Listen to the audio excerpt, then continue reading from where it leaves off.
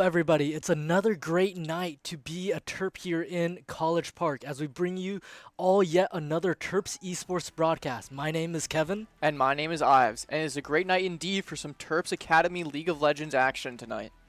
That's right, Ives. We got a lot to cover in our pre-show, including a quick review of how the game works, as well as an interview with our team's support, Unicorn Potato. But before we get into the action, let's go over the rules of your typical League of Legends tournament match. If you've never played the game before, League is a multiplayer online battle arena, also known as a MOBA. 5 players on each team battle it out on the Summoner's Rift. There's monsters in the jungle, minions in the lanes, and turrets to be destroyed. Victory is achieved upon destroying the opposing team's nexus. For this league match tonight, the Terps will be going against Virginia Tech in the playoff consolation bracket for Play Versus. The Terps Academy have already faced off against this team on a previous night and suffered a heartbreaking defeat. Tonight will be a redemption match and comeback of the ages if the Terps can seize victory tonight. So now that you know what's happening tonight, it's time for us to introduce you to the players of the Terps Academy League of Legends team. In support, as mentioned before, we have Unicorn Potato, our support player and interviewee. They're nothing if not resilient in the face of danger, keeping the rest of the team alive. And in ADC, Soy Blake, the captain of the team. Soy Blake has been a consistent presence in the bot lane. The pressure is high tonight, so as the team's ADC, let's see how much he can carry. In the mid lane, we have Quasti, Osu Enthusiast and Control Mage Savant. Quasti will make sure his team can take space and isolate enemies in this match. And in the jungle, Amog, as the master of the jungle, he will become the conductor of this team. So let's see how he puppeteers the tempo of the riff. And in top lane, we have Dr. Patient, a top laner with no patience and no patience. He's ready to dive into this match and unleash his full power throughout every minute of these games. And coming over right now is our lovely support for the league team for tonight's interview.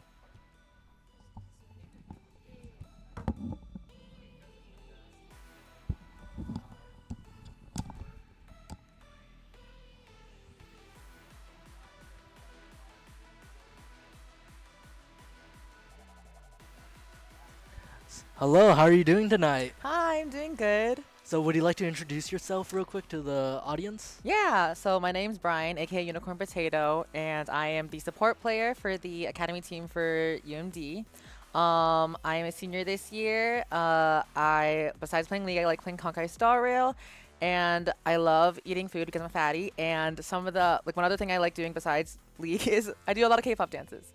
So this is your first semester with the League Academy team. So can you describe like how your experience has been so far, like doing professional esports? Yeah, my experience has been great. I've met so many people who I would have never met before, and I'm really glad I was able to break into this community because everyone here is really supporting. They're really fun, and I just everyone here is just so great to be around. So yeah. So you're known for your enchanters on the Rift. So what support in general or enchanter do you think is underrated and why? What's support? Okay, I play Seraphine the most, but I know Seraphine's not underrated. I think Seraphine is very overrated, but I still love her. I think an underrated support is definitely, I think, maybe Tarek or something. Tarek. Yeah, I feel like no one plays Tarek, but he actually does a lot, I feel like, in League. Yeah, I feel like Tarek is one of my favorite picks on ARAM because he just feels unkillable and yeah. you just do crowd control. How much of Tarek have you played before? So I've actually only played Tarek and ARAM. I just know he's fun, but never in a real game. No. All right. Hopefully, maybe we'll see it next semester, or if you pop it out tonight. So where did your IGN Unicorn Potato come from? All right, yeah. So my original gamer tag, my first ever gamer tag, was in Minecraft, and it was actually Awesome Sauce 1508. And so I was like, okay, I can't do that anymore. So then for a while it became B-Wing 4, and then I think it was after that I was like, okay, I need two fun things, two favorite things and just 2 words and put them together. So at first I was like monkey panda. I was like, 'cause I like monkeys like pandas. And I'm like, you know what? I like unicorns and I think potatoes are good. So unicorn potato. And I just found a picture online. I said, unicorn potato, there you go. 2 things I like and slap it together. So that's how the IGN came about. So is potatoes your favorite food, or did you just come up with it randomly? I think I do like potatoes, but they're not my favorite food. I just thought potatoes are fun. They're just funny. They're fun. So, speaking of food, as a Mhm. dedicated foodie yourself, what's Mm. a restaurant you would recommend near UMD? A restaurant I would recommend near UMD is actually there's a ton, but one of my favorites is definitely Northwest Chinese food. It is near. Who said? That's awesome. I love. It's like it's a little on the pricey side, but I feel like the food there is very. It's Chinese food, but I think it's a specific style of Chinese food, so not like general. It's a specific style of like I think it's like Xi'an, which is like Northwest Chinese food. So I think that type of Chinese food is really good. So I would recommend that place. What's your favorite dish from there? I always get the like chicken stir fry. It pretty much has tomatoes in it, and so besides Chinese food, I love Italian food. So it just tastes like tomato sauce. So I just love tomatoes, and it's just like stir fry with tomato and chicken. So it's pretty good. Okay. And you mentioned earlier that you're, big into K-pop. So Yes. what's your favorite K-pop group and who do you stan? So what am I? So I'm a second gen, third gen girl group listener, of course, and I dance a lot of those songs. So one of my top groups right now is Nine Muses. They are very disbanded, but I love their music. And so I stand groups like Nine Muses, Secret, Stellar. Of course, I like Twice and Blackpink. Like who doesn't? But yeah, I like the older groups better than the newer music right now. Well, it was a lovely interview with you tonight. I was glad to hear all these answers from you. So that concludes our pre-show for this League of Legends match, and we'll be right back after this commercial break.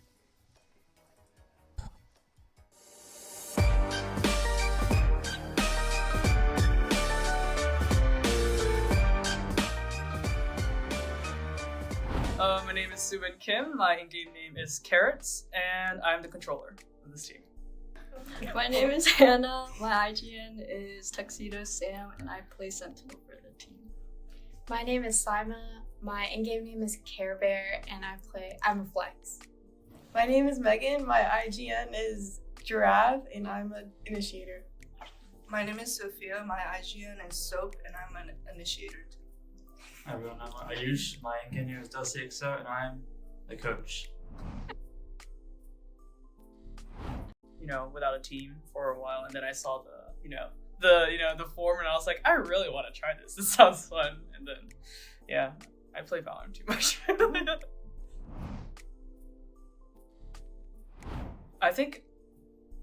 First of all, I did not imagine me being IGL when I first started because I am outside of my Lilac team. I am known as the no brain, only aim chamber in comp. So I did not imagine myself being IGL. But I think it's if there were some difficulties in the beginning because no one I wasn't used to giving out comms. I was just very confused. But I think now it's just the amount of trust that my teammates give me when I give out comms and the amount of coordination that we have. I just love being IGLing because I trust that things will work out.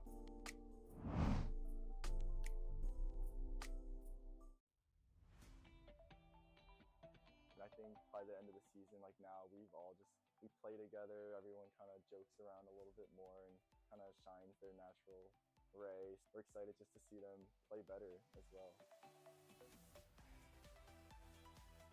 With the middle school program, the best part has been seeing the moments of teamwork where the middle schoolers really seem to get the game, and so that's when you can see they're starting to get a little bit hooked on how esports can be so fun. Game, or will Red turn things around?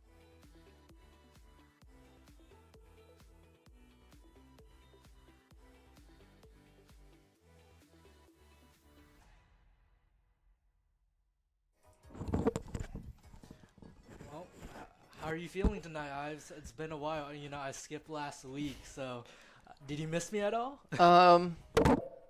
No. I mean, your substitute was our lovely team manager, so I mean, I missed what we have, but the hole you left in my heart was replaced by Tyler, the team manager. Okay. So Tyler is a enthusiastic personality, definitely. indeed, he loves a lot of things, especially Factorio. Yeah. But I was listening in on the interview, eavesdropping. I did want to second my love for Northwest Chinese food. It's awesome. I love going there. and also on usernames, where as a child, my username used to be my first name and then the digits for my home address. So you were doxing yourself as a kid. I mean, yeah, it's like they knew, but like it was only the digits. It's not like Okay, you had okay. the street name. Like you would have to like possibly know like what state or like the region that I was in. I no longer live there, so like I'm no longer doxing myself with my username. Well, I have a different username, but also like even if I was still using it, it wouldn't be the same. Yeah, I remember my like childhood username was Elite 4 Games, because you know I'm elite and I'm born in April and I like games. So that's the whole lore to that. But speaking of food and Blake, the ADC, the lovely captain of the academy team, baked some cookies, and I gotta say, peace de la resistance. Yeah, I saw you coming in here with one, and earlier before the broadcast started, you said you were going to stop eating them. So what changed? Something? They're too good. I'm most likely pre-diabetic and will be diabetic later on in life. However, I've come to peace with that. Okay. You know, and good for you, I guess. You know, enjoy things while you still can. But I may or may not lose a leg or two, but I love sugar and I have a sweet tooth. yeah, I mean, that maple is super strong. Made some maple cookies very strong. Very good. Okay, Yeah. so have you been in touch with the recent League of Legends patch, the one coming out next season, the new changes? Yeah, you know, the season 1, you know, kind of preview that they released. I listened to it while I was getting ready for class this morning. And, you know, a lot of surprises. I think their head is in the right place. And some of the decisions are definitely, you know, a result of that. But I think some things are, you know, time will tell how, you know, wrong or right they were about this, especially with those, you know, kind of role quests that they've introduced. I think they removed feats of strength and have now made it a role quest for your mid laner. So it's like something that was a good power spike this season and that we'll see tonight is just now, you know, innate to the mid lane. Yeah, definitely. I think there's a lot of like exciting new changes. They're removing Otacon. They're trying to, you know, lessen the clutter on the map. You know, it's exciting this season, but I'm looking forward to, you know, maybe I'm getting too ahead of myself, but I'm looking forward to next season where we're gonna have these like basically lane swaps are probably going to be over. We're going to see more like mechanical display of each player. I mean, definitely, especially because like as they added those, you know, role quests get fulfilled faster when you stay in your own lane. So you just prioritize to, you know, stay there until you've completed it, and then that's maybe when you can roam. You know, it's definitely going to be a very, you know, stay in your lane type of early game, especially, you know, might get rid of some of those like roaming like support roles that you've seen like that. Yeah, I do wonder how it's going to change like the tempo of the game. But right now, I think we're still on the current patch. We still have Otacon to look forward to. We still have the, you know, chaotic map control that everybody's vying over these objectives constantly. And, you know, our lovely players, hopefully their nerves aren't too built up for this playoff game. And, you know, they have a solid game plan going in. Everybody's stone cold right now. You know, I'm looking forward to some exciting picks, but right now we see both ADC picks coming out. Terps Misfortune for Soy Blake, and for Virginia Tech, there's an Ashe coming out. Yeah, you know, Ashe, kind of one of those champions that doesn't have as high of a burst damage, as you would have more of a bit sustained damage over time.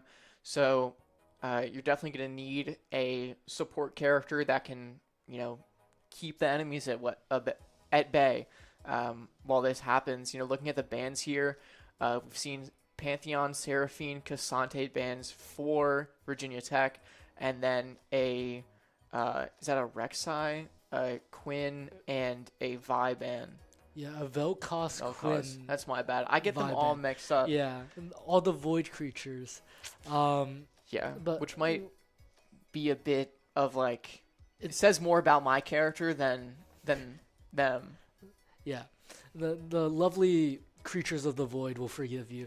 But seeing this Ashe Poppy come out, it seems like Virginia Tech is, focused on, this crowd control and this objective control. Ashe's arrow, Ashe's, spread W of arrows is really good at keeping control of an area by slowing other people. And Poppy is just known for that deadly ultimate where she swings her hammer and, one or two or even three people could be, flown across the map and objective is just lost. But it seems like Terps is looking for a more team fight oriented, a more solo play or not like you can't be team fight and solo play oriented, but they're looking for like a personal prowess to show off. With Misfortune Karma, it's definitely a strong lane. I don't think it's winning into Ashe, but Nocturne is definitely going to be gank heavy. With this Diana coming out, I think it's going to be looking like both sides are looking for the active foot, the first foot forward, and trying to get some action happen.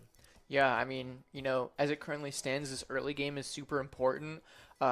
Snowballing is, like, quite frankly, the strongest as I've ever seen it.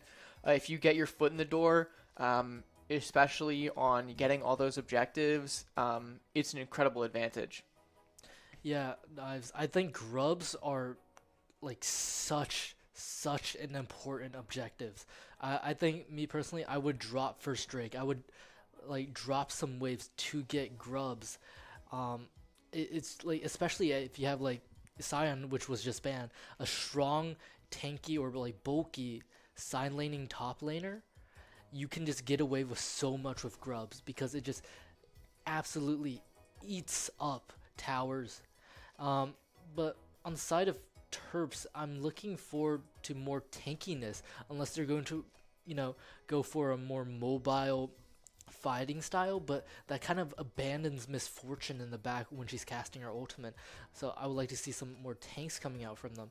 On the side of Virginia Tech, I think they gotta stick with this like mobile, this like crowd control oriented, burst damage oriented play style, because their ultimates, they're going to be a high impact, but after that their damage might fall off a little. Yeah, I mean, definitely I would love to see, maybe a tankier top lane come out of the Terps here. They're definitely going to have a hard time to get in there and engage. We're seeing a Bard come out. That's going to be a support pick. I don't think maybe first, possibly second time we've seen a Bard get picked in the studio here. He's such an interesting character. Yeah, I mean, I love the character design of Bard, and his ultimate is just so funny to me, especially when people miss it.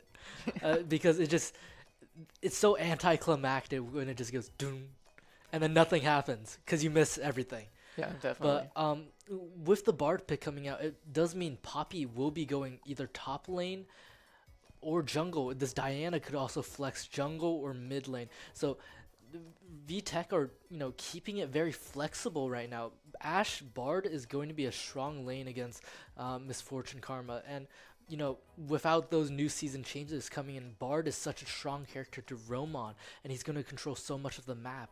So we're going to maybe see some more like tower dives or some gank heavy plays from the side of VTech. And we see an Annie pick come out from Terps. Probably just going to blind Annie to try and, go even in lane and just become like a spell bot in later game. And Cho'Gath is, that tanky top laner that we were looking for. Yeah, definitely. We're going to really be looking for some insane scaling out of Cho'Gath here, especially because, no one on the other side of Terps can really take a lot of hits for a long time. Cho'Gath is just going to have to, hit those ultimates correct to get that health scaling. Now, out of the side of Virginia Tech, we're seeing a Nefiri. Most likely jungle, we're seeing Diana mid, Poppy top, Ashe AD carry, Bard support, and then a Fury jungle. Yeah, no glaze right now, but Virginia Tech, I do love their draft. This Poppy can flex 2 lanes probably, jungle top. Nefiri can go jungle mid, and Diana can also go mid jungle. But I feel like Terps has a more stable and controlled, you know, team composition. That front to back usually. Yeah, definitely. I mean, as you were talking about that Annie, got a little bit of a rework recently, was, occasionally referred to as an ult bot, is now, as you said, a spell bot, spamming those abilities, and that's really all you're going to be good for there. And so it's going to be kind of interesting to see how the Terps are going to play around, the lack of utility that they have out of that mid lane pick. Yeah,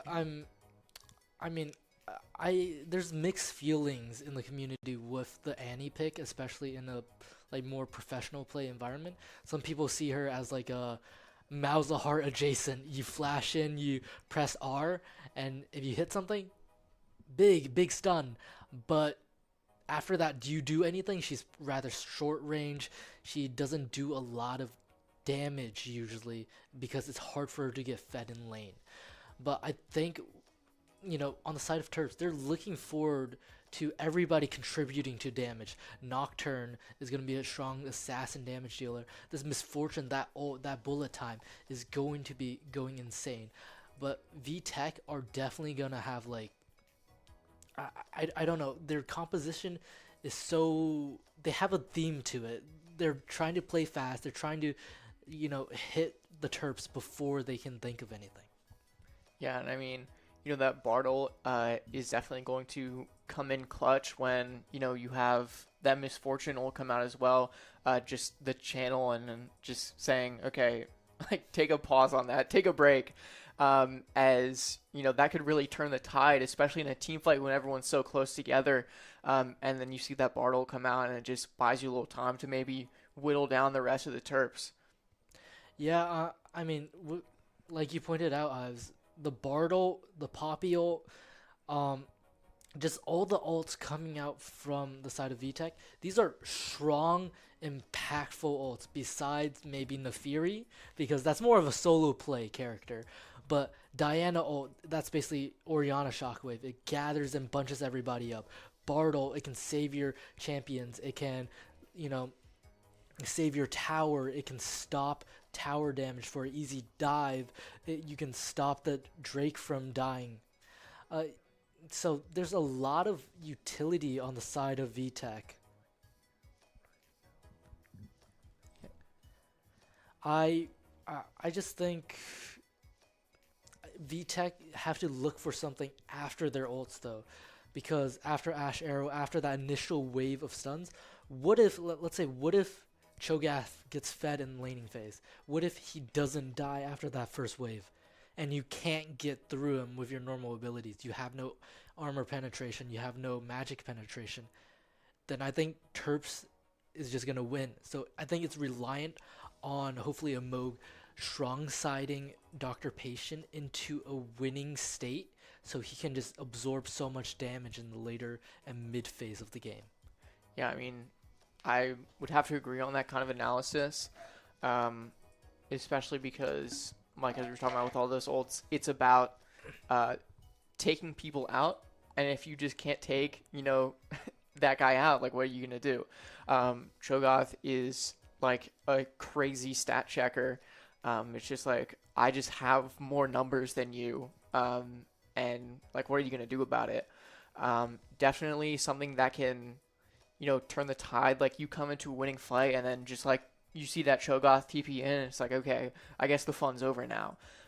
And you can't do anything about it.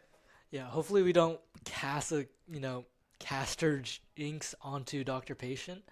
But I'm looking forward to how top lane turns out mainly.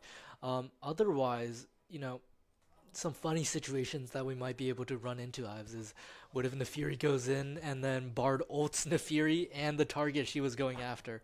I think I'm looking for some highlights, some clips. Even though it's high stakes match, I want everybody to play smoothly. I want to see some good League of Legends, and some funny plays. Because when you see like T1, they're whipping that Harrow around the map and drunk driving all over the Rift. It's funny, but it's also like active initiative plays. They're looking for something. Yeah, you want something that is entertaining and good to do, I guess is what you're saying here. Definitely. And also, you want something that we can post to Twitter, is what you're saying here.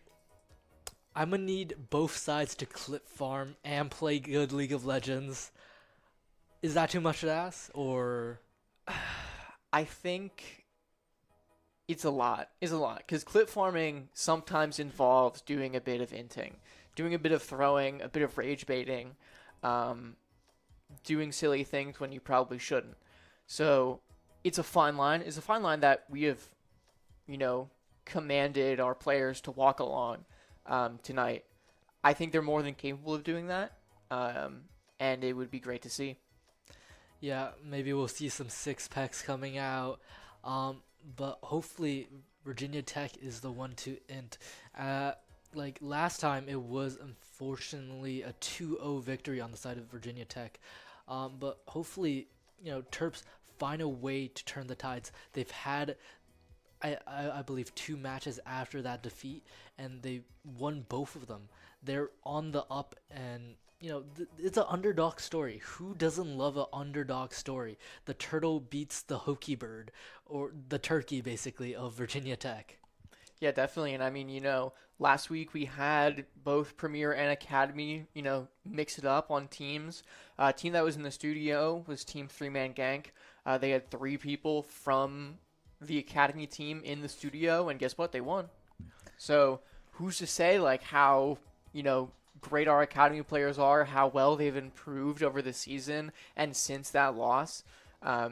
So it's anyone's game. Yeah, honestly, I believe in the Terps tonight. Like, sometimes I'm a doubter, unfortunately, but I'm going to be as biased as possible tonight, Ives. I'm going to be... Virginia Tech is getting no breadcrumbs from me tonight. It's Thanksgiving all over again because they're about to get served up on a plate. I'm digesting that. I'm understanding that. I think your great use of the English language was, I think, it was astonishing. It was great. I just, as someone who loves to yap and kind of go on tirades and rants, in my opinion, that was one of the greatest things you've ever said as a caster. Chat, is this fire writing? Yeah, I do. Is this Shakespeare? Am I Shakespeare? I do have to. So before the pre-show, you were talking about how you were born. Were you born in Virginia? You were raised in Virginia. That's the part. And the hokey bird is like slang for turkey. That's the mascot of VTech. So is it like slang for turkey, or is it slang for like turkey kind of bird? Outside of Virginia Tech, I don't think anyone uses that term. I had never once heard it said in a context other than like, yeah, the Virginia Tech Hokies. Like that's just their thing. I think it is just, something different. You said they're the Virginia Tech Turkeys. I think it's kind of poor connotation, especially because, in pop culture, the way a turkey is portrayed is, sometimes cowardly. I think saying hokey is probably, you're distancing yourself from that. You're taking the turkey and you're saying this is a more fierce creature. It's a hokey. I mean, the word hokey only reminds me of the dance move, hokey pokey. I don't know how to dance that well. Maybe that's what it's about. Maybe they didn't come up with hokey and that like the hokey pokey is like a turkey thing or something. Maybe it's like esoteric American history or something like that. Yeah, I don't know if it was the winter map last week when I wasn't here, but gosh darn, does it look gorgeous to my eyes. I just love the snow. It's like ARAM, but it's Sumner's Rift. Yeah, it was indeed the winter map last week, and we did comment saying how great it was, how much we'd love to see it back. It's just, seasonal maps kind of are like those little things that make you respect a game more, in my opinion, and something I spoke about. It's just, when the people in charge of the game that you play and that you love also is like, we have a little fun around here, I think greatly appreciated. Yeah, I think some people say, why are you doing this instead of, working on the game? I think that's not the best take ever. I'm not going to trash the take, but I feel like it brings so much morale, especially around the holiday seasons. When you see snow, when you see like such a pretty designed map, it brings hope that, esports and, gaming has a future. I mean, League has been one of the longest running games of like all time, probably, and one of the most active esports of all time. So it's definitely great to see, people have some fun. And this Nefiri was in the mid lane, Poppy in the top lane, Diana in the jungle. So I've been itching to talk about it. While you're talking about that, I am shocked about this Nefiri mid. Yeah, it's not a common pick. For our premier team, Pika plays the Nefiri top, not top, jungle, and it seems like the most suitable role for it. But this mid Nefiri seems to be taking some strong control over Quasty's Annie. I mean, definitely. I mean, they could have even done like a last-minute role swap upon seeing that Annie, or doing whatever. I'm actually just like, my brain is doing mental gymnastics at this point. But as you're saying, I love the winter map, and it's gonna be great when it gets into those late December, early January, weeks, and you just see like it's snowing outside, and then it's like there's snow in the game, and it's just like you feel all cozy and warm inside when it's cold outside. Another thing I want to point out with like artistic design, our bot lane is matching skins tonight. That Karma and Misfortune, I mean, they look like a strong duo in the bot lane with matching skins. Top lane's looking, about the same. Diana is pathing top, and Dr. Patient has been losing some early trades, but it looks favorable to him right now. But he definitely doesn't want to over push this lane with, Diana slowly inching towards for a gank. But he's going active. He flashes in and, burns all his abilities. Silence on Diana, but it's just first blood over to the side of Virginia Tech. I guess Dr. Patient saw an angle there to just one-shot Poppy, which is not too tanky, but deceivingly tanky still in the early game. Yeah, definitely. I mean, Dr. Patient just really walked right into the trap there. The hope was for Virginia Tech to catch him on like a push there, and unfortunately he did. I mean, he wasn't even able to secure a kill on that Poppy there with that flash. Yeah, I mean, right now Amog did his full jungle clear. We gotta see how he can counteract, what this Diana has been doing. But besides that, I think it's gonna be a rather quiet game leading into the middle phases of this match, because everybody's not overplaying their hand. Dr. Patient got a little impatient, but I feel like it's good to see initiative from your tanker. Definitely, and I mean, it's just back to business there. You're not going to let that, death get to you, especially when you have this level advantage right now. Going to try and press the attack as much as you can, get that wave on your tower, and hopefully, get back what you lost, get that poke in. Yeah, I mean, in a 1v1 matchup, Dr. Patient on Cho'Gath versus Poppy looks very comfortable. I mean, if there's no outside interference, this top lane should be won. We see a lot of movement in the bot lane. This Bard going down low, but still not caught out. Nefiri and Diana closing in onto Nocturne over here. Amog just messing around trying to feel out what's happening in this bot river, but there's just a lot of movement going on right now. It looks like there's strong Vi over this Drake, and then a stun comes out onto Nefiri, but nobody dies. Yeah, and just barely surviving based off of that ultimate from Nefiri. Not even ultimate, just that invuln as she summons, more of her pups. Gets out by the hair of their teeth, skin of their teeth. Is that it? Skin of their teeth. Okay, thank you. Yeah. But I really think that I acknowledge that Diana was bot lane was just a sign for Dr. Patient to go in there. I think while that was all happening, and we're seeing another engage onto Quasi, and unfortunately, just too low health, so much burst damage coming out, just couldn't stop it, and that's going to be 2-0 right now for Virginia Tech. Yeah, we're definitely seeing the pros of Virginia Tech's composition coming out. The fast-paced movement, the ability to just dive onto any character on the side of Terps. It's just so instantaneous, it's hard to react. Like, Quasti, even with Tibbers up, barely managed to summon her ultimate, and then she was basically dead by then. The stun didn't matter. And then, I mean, hopefully not, but Virginia Tech seems to be taking this early lead and is looking for a snowball, especially trying to vie over this first Drake, this Chemtech Drake. I don't know what's going to be the game plan for Terps. I hope they just stabilize and keep control of their lanes and don't overplay their hand. Hopefully they, play the scaling game.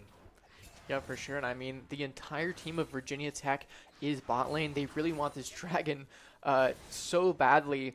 Their Poppy top lane has come down to assist on a possible contest. Terps having that good read. They had that vision before it went down, knowing that there was about 3 people around the dragon. And, everyone else could be anywhere. It was probably a smart decision, especially now that they have the advantage when setting up on these grubs here. Yeah, these grubs are going to be important. I don't think that Chemtech Drake was as important as these grubs. And if Diana doesn't swoop in and take one of those, it's gonna be, pretty advantageous on the side of Terps. They don't have any strong side laners, but like if they win a team fight, they just win. This Poppy goes in, fleeing away from Nocturne, but it's a 3-on-2. Moonfall comes out from Diana, catches Dr. Patient and a Moog.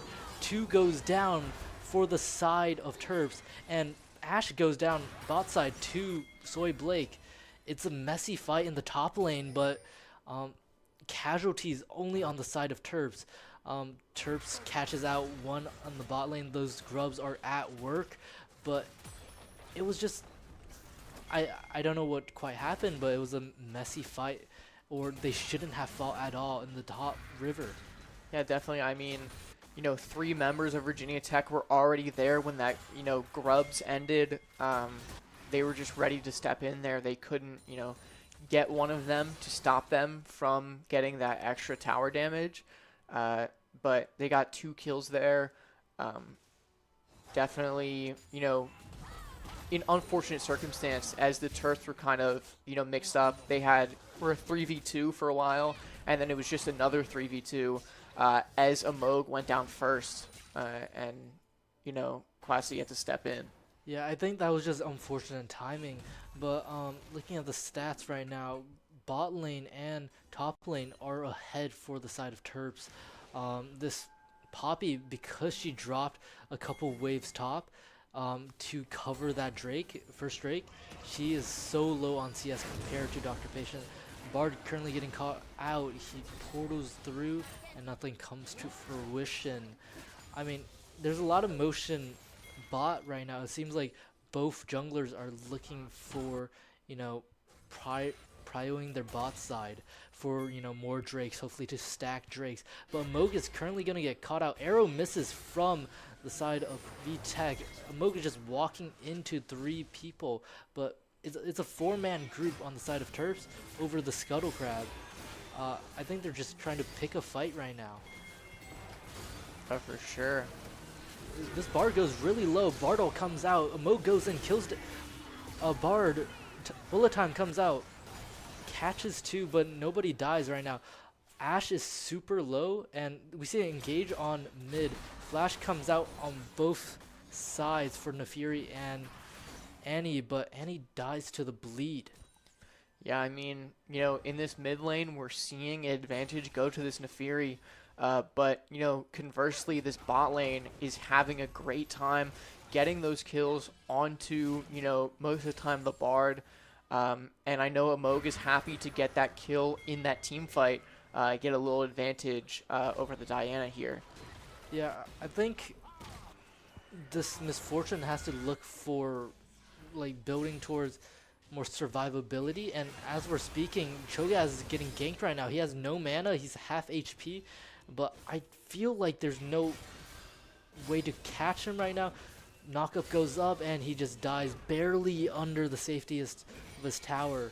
Unfortunately, that's his second death to a gank. Amog was just a little bit late on the cover. Yeah, I mean, you know, missing that knockup was the difference between life and death there. You know, it was all the mana that Dr. Patient had into that one ability. And it missed, and you know that was the decision maker. They could afford a dive on tower because they were full health, unlike him. Yeah, and we're seeing some deficits starting to build up in some of these lanes. Level 7 for the bot side of Virginia Tech, but it's 1 level difference in the mid lane with, you know, Virginia Tech in favor with this Nefiri 3-0, with this Diana 2-0. They're definitely going to be the star players that have to keep this engine running smoothly. This bot lane for them, I mean, have you seen those arrows? They have been going wide, Ives. But Diana has been, you know, always on tempo right now. So I think Terps have to look out and keep Diana on vision to be able to play this game properly. Stun comes out onto Karma. Moonfall comes out, and then a Bartle onto Karma saves her. Yeah, I'm sure there's going to be some talks about that. Amog, too late to, you know, come in and have some action for himself. Is just going to be there for insurance to, you know, defend against a regank as this engage on the next dragon comes in. Yeah, a risky move by the side of Poppy, and just dies to a tower. Nocturne pops all near sights everybody. Diana, Bullet Time comes out, goes wide. Karma blocks the Ashe arrow. Everybody's missing ults. We cannot hit anything tonight. Ocean Drake is up, but it's a 4-man gather for the side of VTech. I don't know if Terps are going to try and contest this. It looks like they are, but they're low HP. Unicorn Potato goes down to Diana. Amog right on the dragon. Does he get the Drake? I mean, he goes down to Ashe, and, you know, Soy Blake managed to leave with his life. It's just chaos around the rift, but Amog did manage to steal the Ocean Drake. Yeah, I mean, it's just like I saw Amog just beeline for that dragon in the middle of the team fight. He goes, okay, I guess we're going to lose. I'm going to go for the Drake. But, I mean, you're there. Like, you might as well help your team. I mean, the Diana wasn't even on the Drake and was going to help with the team fight. I think the decision there to just go and finish the dragon, I think, most likely a poor one, because if you can manage to win that team fight, you usually get the dragon anyway. Yeah, I think I have to give props to Amog though. He has his priorities down. He said, I'm the jungler. This is gonna look bad on my stat line. I'm getting this Drake. Definitely, and I mean, as they've already lost the feat of warfare, they're going to want that feat of monster slaying, and that puts them at a 2-1 advantage currently against Virginia Tech. And so that, you know, gets them pretty comfortable as this Rift Herald comes up. There's definitely going to be some contestation for it. As we see right now, Poppy getting caught out by Karma and Misfortune, just going to get rooted. slammed into the wall, barely alive for just a few more seconds as his Bard comes in.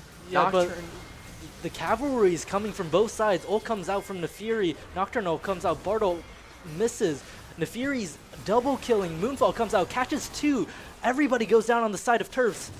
Cho'Gath is late here, but he doesn't quite have the speed.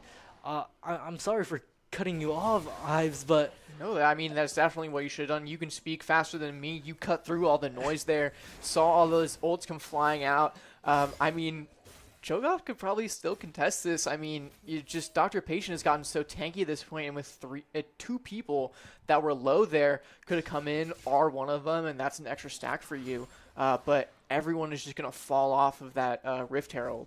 Yeah, this Cho'Gath is getting really tanky now, but I was going to say they had the lane swap on the side of Terps. Bard was, covering, but they lacked the ADC. The ADC for the side of VTech didn't have a TP. Dr. Patient's TP was maybe a little bit late, but I mean, it was just chaos. Cavalry just flew into the top lane, and everybody was on top of each other. And 5-0 for the side of Nefiri and Diana, and Karma just gets caught out in this middle lane engage. I mean, there's nothing much to it. It's unfortunate, but I'm looking forward to hopefully Terps, getting back into this game. The score line looks bad. They're down 11 kills, but they're only down 3k gold. It's not too bad if they try and prioritize these, objectives. But as we speak of it, Diana's getting Rift Herald, and it seems to be a snowball right now. Yeah, I mean, that's going to tie it up for the feats of Monster Slaying. In that last team fight, won that first engage on the Rift Herald. Never mind, we're seeing another engage in the bot lane here. Nefiri is going to try and go in on Annie here. Bard there to back him up. Nothing happening too much. Tibbers is just going to go in, make the most of that ultimate. And everyone's just going to back off. Yeah, Rift Herald coming down in the top lane. Dr. Patient is alone. He is once again with no mana. It's looking like a dire state, and top tier 1 is going to go down. Feat of Warfares goes to the side of VTech, but it looks like a dive is trying to occur on the side of Terps in the bot lane. This Nefiri is half HP, but it's deceptive. She heals plenty, and this Bard getting low HP also. Moonfall comes out for Diana, and Dr. Patient just goes down. It looks like VTech have a strong grasp over, this entire map right now, Ives. This Ashe really hasn't participated in any of these ganks, these dives, or these team fights, but she seems to be having a jolly time in the mid lane, just taking this mid-tier 1. Yeah, that's for sure, and I mean, looking at the items here on Karma, you're really going to want that anti-heal, as you were saying. But we don't see any of that, and Kwasi is just going to be out here, going to get ulted by the Nefiri, and that's just another death.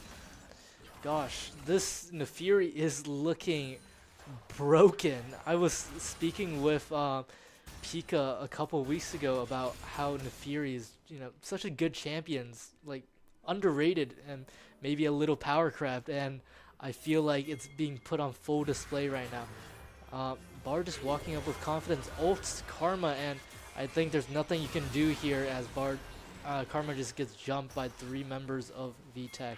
That's for sure, and I mean, Dr. Patient, showing himself is going to have to back away off of the fight and off of the dragon, as, 4 people from Virginia Tech are just there, and, the Terps are too scattered to do anything about it.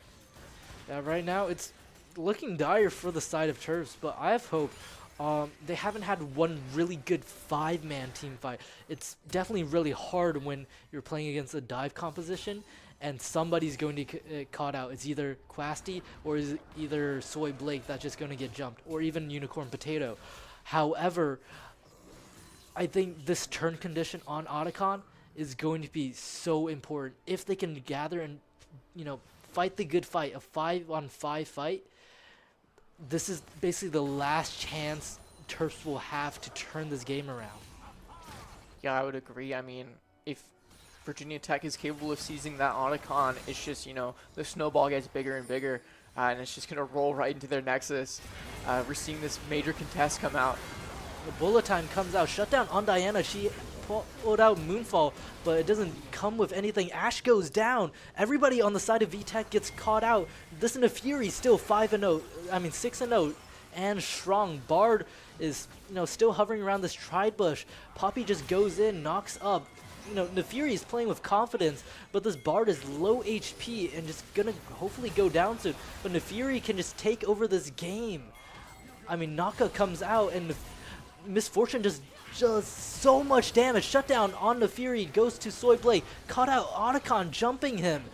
And, everybody on the side of VTech goes down. Bard is still low HP, but they cannot take this Otacon. They are so low HP, and this Bard is such a threat damage-wise.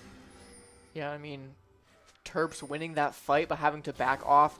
I think what was, insane there was just that massive chunk damage onto Nefiri there. Someone that has been, such a nuisance for staying alive for so long and, getting kills is just going to go down when, you don't have the rest of your team alive to back you up.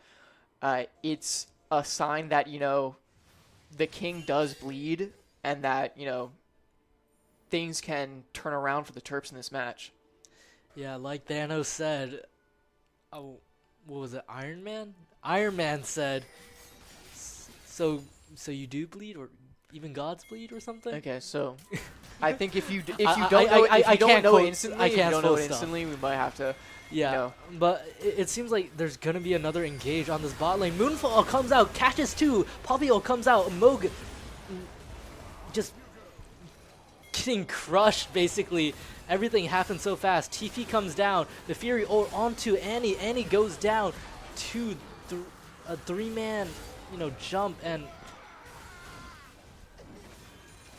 what can I say, Ives? I mean, I was misquoting something, and everything's over now. Yeah, I think really that Bartle onto the Cho'Gath to stall and keep him out of the fight for so long was what Virginia Tech needed. Cho'Gath has definitely been a nuisance for them and has proved its efficacy throughout these team fights. And when you're just out there, it's just like, your team can focus on the squishy people and take them out one by one. And that's what they did there. Cho'Gath only managing to get the kill on the Ashe there. You get your one, but it's not enough. Yeah, I mean, it's looking rough for the side of Terps. This Cho'Gath is supposed to be the centerpiece of this comp, being able to, barrier everybody off of the damage dealers. But right now, Cho'Gath TP'd in there and, survived, but that's because nobody was paying attention to him. They were looking forward to the carries. Annie got jumped by Nefiri, and then Moog and Soy Blake just got caught out by the Moonfall from Diana. And after that, Dr. Patient was basically paper mache. Yeah, I mean, I think that's the succinct way of putting it. He's going to try and get the scuttle there, but, can't contest that 2v1 at this point. Yeah, Scuttle was looking like prime faker out there, dodging. Anniol comes out onto Bard. Bard goes low, gets out. Amog follows up with his ultimate, but Bard is just so strong in those situations. He's able to ult Amog and just get out scot-free. And, this 2 TP comes in on the side of VTech, and it's bullet time comes out, and, Diana just goes down randomly after Moonfall. Nefiri goes in, ulting everybody. Shutdown onto Bard for Soy Blake, but he's not in the middle of the fight right now. Mo goes down to Ashe. Double kill for Ashe. I mean, it's just the side. It's a messy fight. It's hard to cast, honestly, because everything is happening at once. And I thought, honestly, Soy Blake was down instantly when I saw the Moonfall from Diana come out on top of the bullet time. Yeah, I mean, so much is happening at once. I would have to agree with you. I think that's really the intention of the comp there, is to have so much happen and to kind of take out the Terps in one fell swoop. But then when that didn't happen, you saw like them try and claw it back, essentially. They came out on top with, 4 kills for Virginia Tech's 3. I think really the Terps have to play around the kind of messiness of the Virginia Tech comp at this point. There's missed timings, missed ults, not as many as we've seen in the beginning here, but they're still there and they're still capable of being capitalized on. And maybe we'll see some of that as we get into this dragon fight.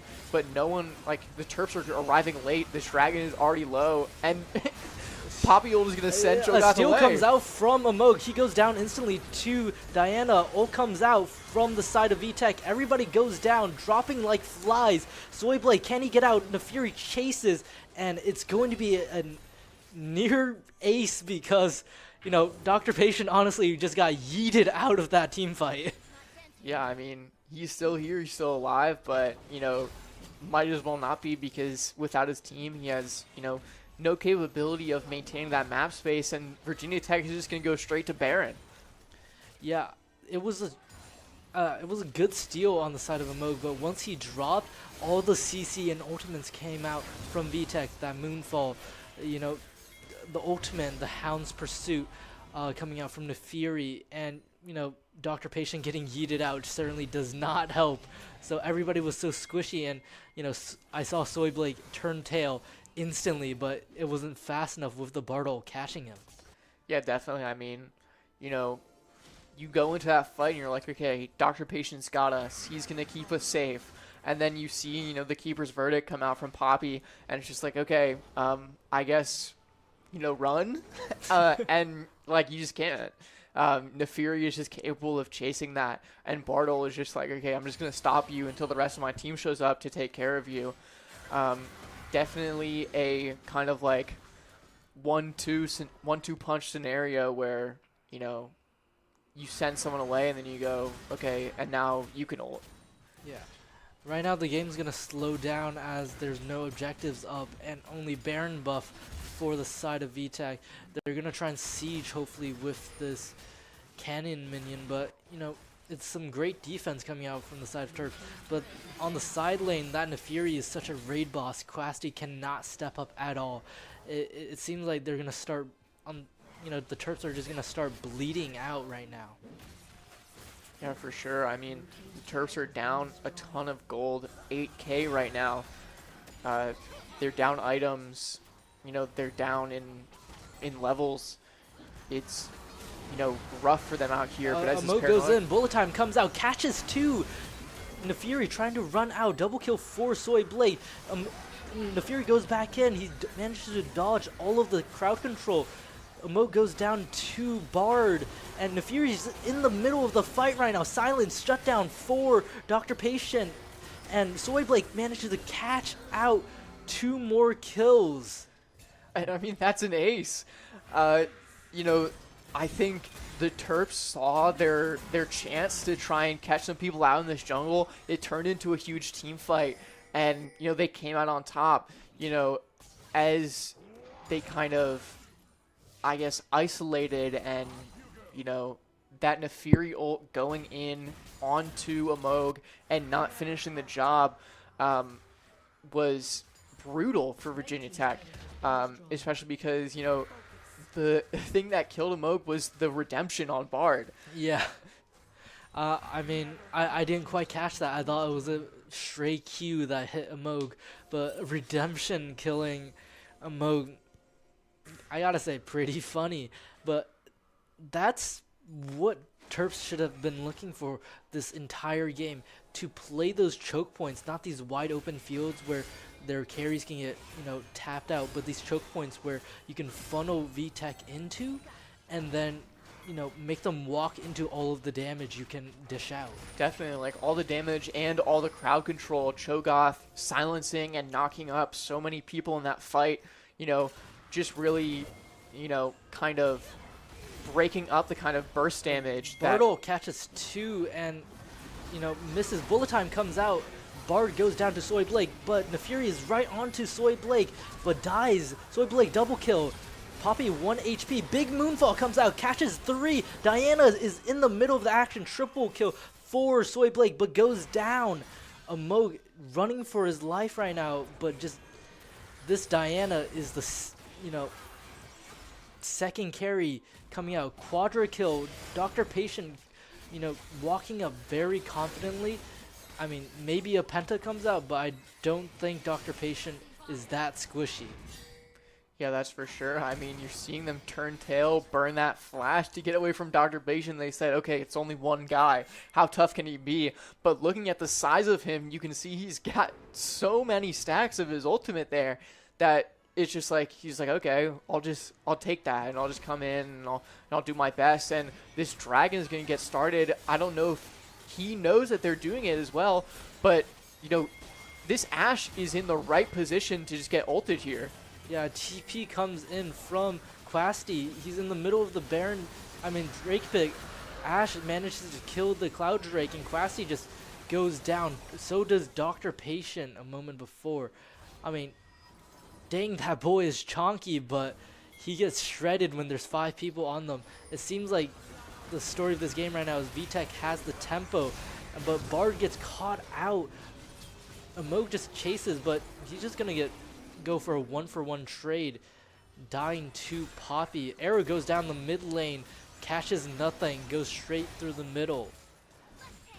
Yeah, I mean, getting that Bard out, will save you from his ult, especially as this bullet time is going to be coming up on Soyblake soon enough. And we see it go out just to get rid of Poppy there for Virginia Tech. Yeah, that was a nice call, Ives. Watching the bullet timer come up and instantly used to catch Poppy.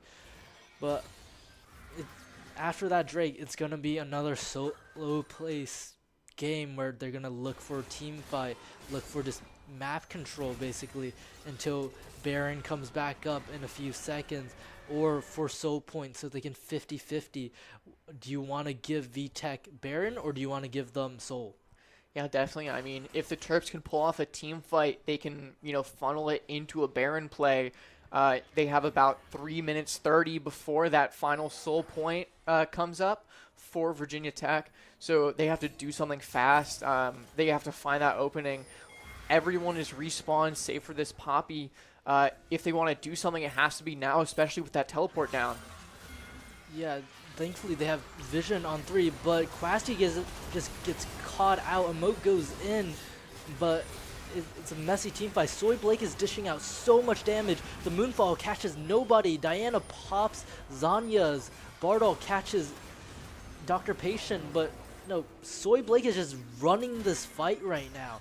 He just dishes out so much damage, and Terps are going to start Baron. The Fury is still up. This Poppy is still up, but really, can they fight this? Nefuri is so far away. I think Soyblake and Terps just do enough damage to secure this Baron. Yeah, I think they're just going to have to give that there. And, there's no longer that 50-50 in play when in 2 minutes 30 when that dragon comes up. And, the Terps have kind of equalized this game, kind of in gold. And with that Baron buff, they're definitely going to try and take some towers here and eliminate the vision that Virginia Tech has.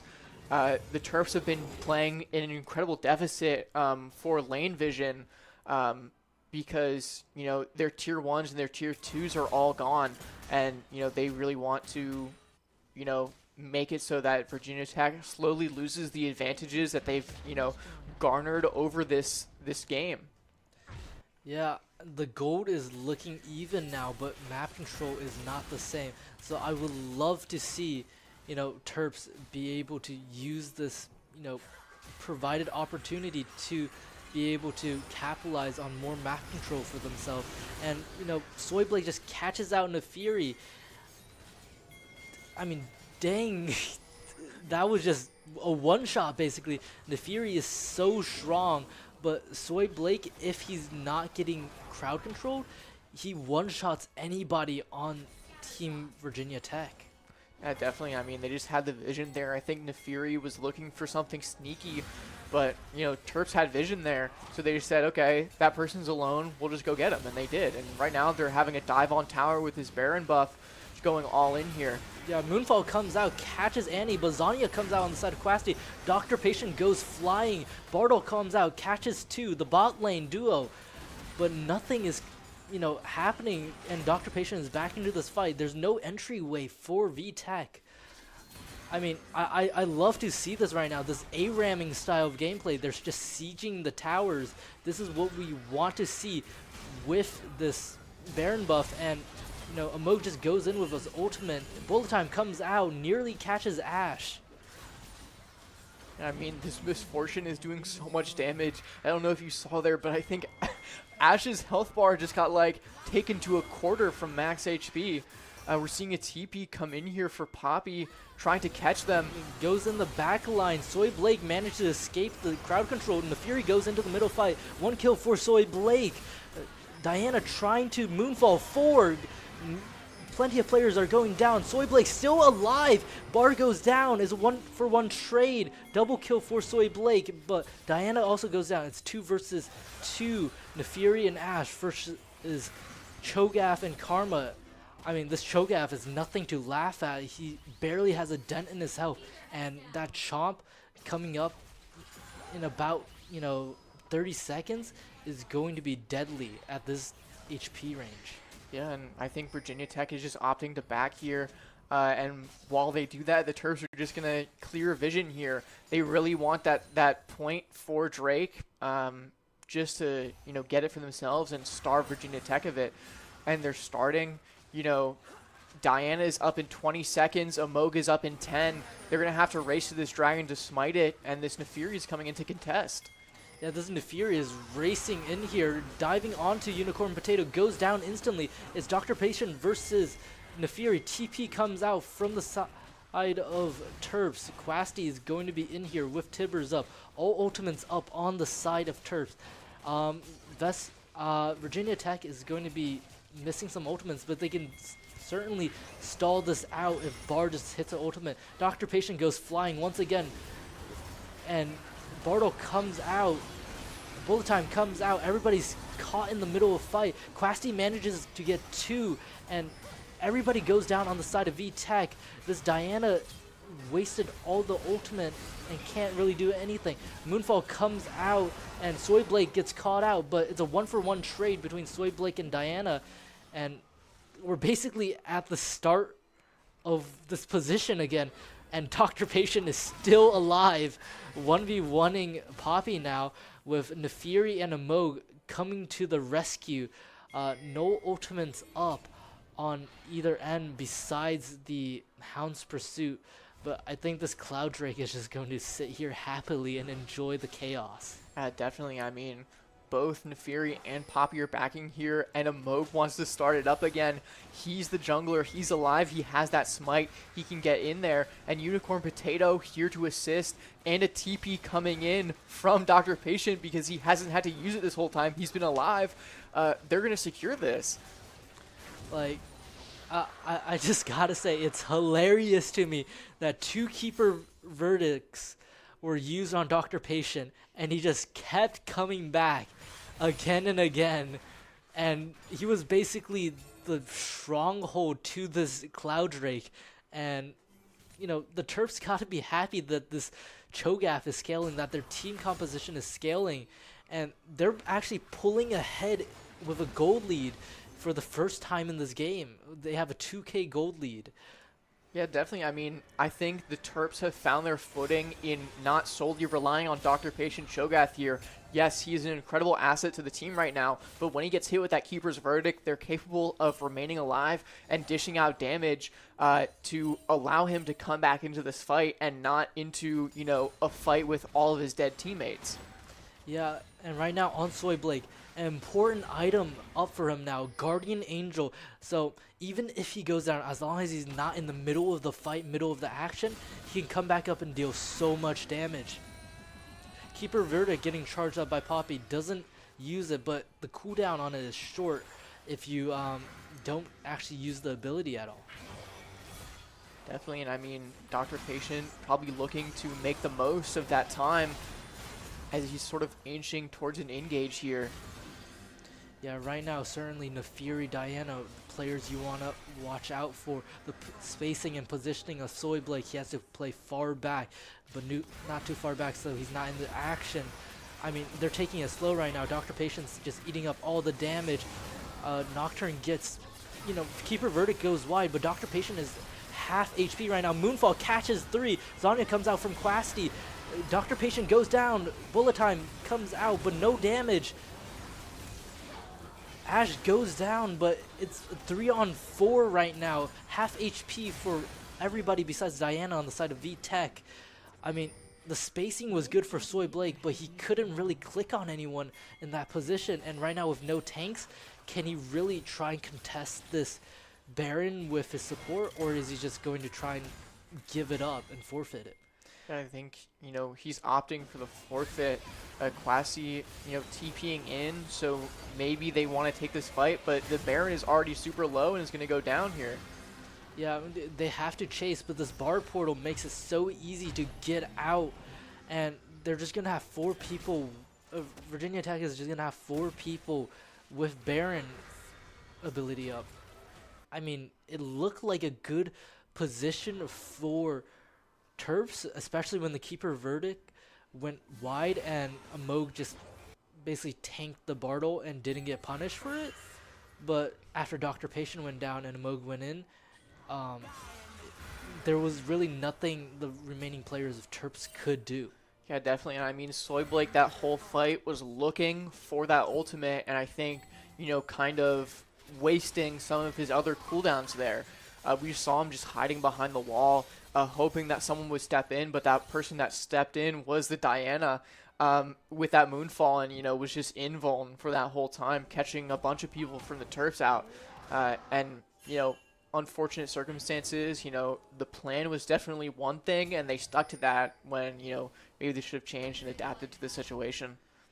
Yeah, certainly. I mean, right now, 3 Drakes for both sides.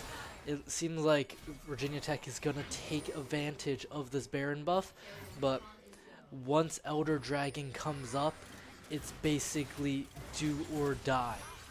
Because Elder Dragon, if nothing comes to fruition with Elder Dragon, the game stalls out until it comes back up.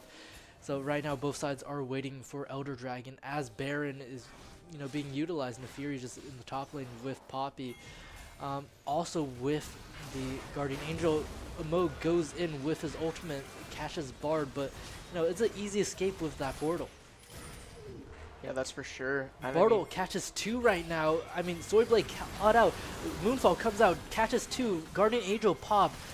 Everybody just on top of Soy Blake. Nefurio comes out. Bullet Time try and true, but can't do anything. And Neferi is running amok in the base of Terps. And Dr. Patient is just a spectator to everything right now. And unfortunately, I think it's just going to be an easy end for Virginia Tech. Yeah, I would have to agree.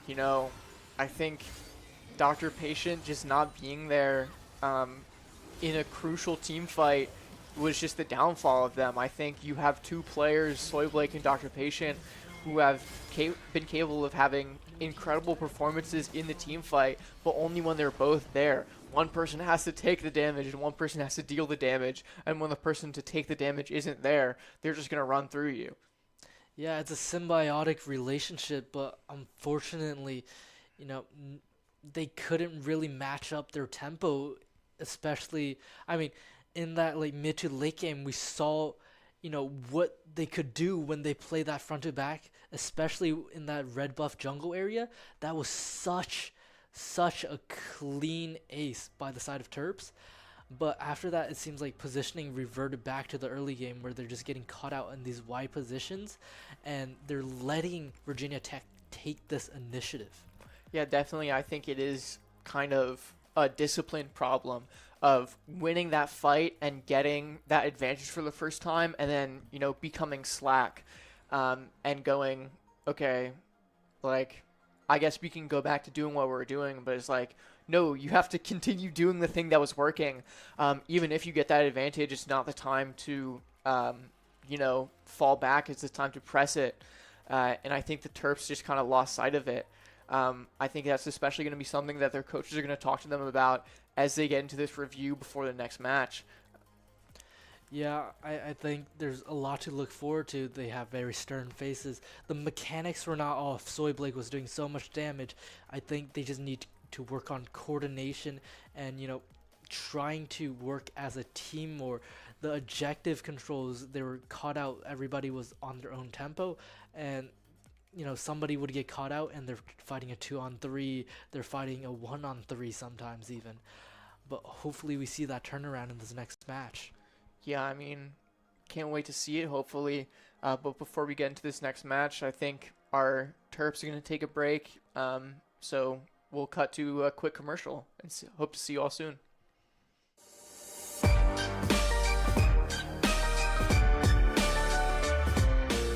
I'm Greg, also known as Sind, and I'm an initiator player for the Valorant Premier Team. I'm Kazu, and I go by NJV, and I'm the coach for the team. I'm Richard, and I go by Pickle Richard, and I'm the duelist player. Pretty fun. I definitely liked all the guys I was playing with. It's fun to get in the server with them. Sometimes it can be a little bit of a challenge balancing it with other things, but yeah, it's definitely something that I enjoy doing a lot. Yeah, making all the friends that we made through this team, so it really makes me happy. So it's really awesome that we did this. Yeah, I think I had really fun times on this team. I played well every single game. Yeah, you did. Yeah. I think my favorite moment was map 5. I think that was a really fun match. The grand finals. Yeah, yeah, that the was grand fun. final. Yeah. Remember what map it was? I don't remember that. Oh, it was Sunset. Yeah, Sunset. yeah. And you played Rays. Yeah, I played Rays. Yeah, no, that map was really intense. It was super, super hard. The pressure was definitely on. It was super late at night. It was midnight or something. It was very late. It was 1 a.m. or my favorite moment was probably the first match of the season. Oh yeah. First time in the studio together. Oh, in the studio. Oh, yeah. Yeah, that was fun. It That was fun. fun seeing all the Academy boys in the studio. So that was sick. Yeah. My personal goal is I think I'm gonna try to hit Radiant this season. Yeah, Yeah. you can. I think it's definitely to win Big Ten right now, and then place top 8 in CVAL. That's our goal. Top 8 CVAL. Yeah. Big Ten is definitely the thing I'm most interested in seeing. Mm-hmm. I'm not flying out, but hopefully, or the boys do well over Hopefully it. we win. Where is it? OSU? Ohio State? Yeah, in Ohio. Ohio. I promise at least second place. At least second place? I think we can win it. I think we can win it too. I think we can. We gotta win be Big Ten. humble. Everyone, we just we can't get complacent. Can't get complacent. Never that. That's a good one. Go ahead. Honestly, unironically, I think Kazu is a very fun person to have in the program as an emotional leader. Even though he doesn't always, sometimes things can get a little disorganized with Kazu at the helm. Yeah, no, for sure. Yeah. But yeah. For as much flack as we give him for being terrible at the game, he's actually. Yeah, if you watch our He's games actually a very while good I play, you'll be surprised. I hear House is the guy my coach a lot. Yeah. A weird amount of time. But I think Kazu's a great addition for him. I love that. Yeah, I love He's how great. You love Valorant. He's very wholesome. He is very awesome. Yeah. And Radiant, remember that. I'm ready to remember that. Yeah, his timeouts have improved a lot too. As someone who's seen him coach over the last 2.5 years. Yeah. Your old timeouts were. Yeah, that was when I was a little baby boy coach. Yeah, but now he's improved a lot. Yeah. I really like having him as a coach. Thank you, Gregory. Wow, this is great. Let's do this more often. That's the most praise you've ever heard. He got an ego boost for free today. Yeah. That was awesome.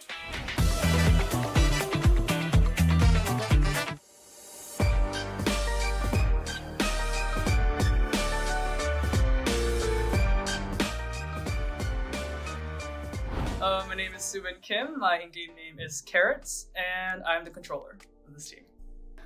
My name is Hannah. My IGN is Tuxedo Sam, and I play Sentinel for the team. My name is Sima. My in-game name is Care Bear, and I'm a flex. My name is Megan. My IGN is Giraffe, and I'm an initiator. My name is Sophia, my IGN is Soap, and I'm an initiator. Hi everyone, I'm Ayush, my in-game name is Dusty, and I'm the coach. For me, I think it was just really interesting to see like our names on like social media and like on a website. I'm just like, whoa, my name is on a website but so I think that was like the number one thing that kind of like just it brought the realization of like what kind of team I'm in, like what kind of position I'm in. Meeting them. It's like hard to make a woman and non-binary friends in Valorant, so it's just really nice that we have like a team specifically for that. The studio. Yeah. Oh, the studio. The Oh, studio. I didn't even know that existed. I didn't know that existed until like remember like when we first talked about the studio. I was like, what's that? When I first went to the room, I was like, oh, there's cameras and lighting. I'm just like, that's Nice computer. nice The computer. monitors So were true. crazy. Winning. Yeah. Oh, so true. Yeah. W winning. Getting that. Yeah, that Yeah, I feel like was pretty cool. hey.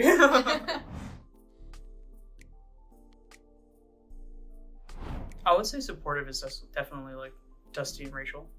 Those two, just like making sure we had scrims down, making sure we had practice schedules down. Like Dusty making sure like to pick out what we did wrong, just like helping us improve.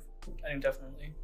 Yeah, Dusty's a very present coach. So Very. It's like he's really reliable and helped us through the whole season.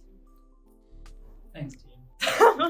Yeah, you'd even like schedule things for us, Like organize all the schedules. help us map bands and like talk to Stats, them yeah. if like realize if one of them was like unranked or something. Breaking a rule, making teams forfeit. Maybe we don't talk about that last part. I would also say like our fans in chat, like on Oh, stream. and true. stuff. It was nice knowing W people chat. watching us. And the haters. Oh yeah.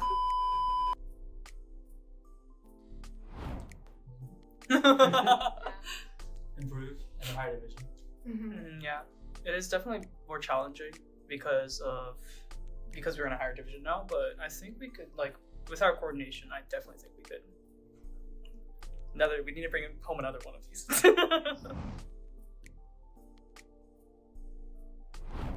It feels great.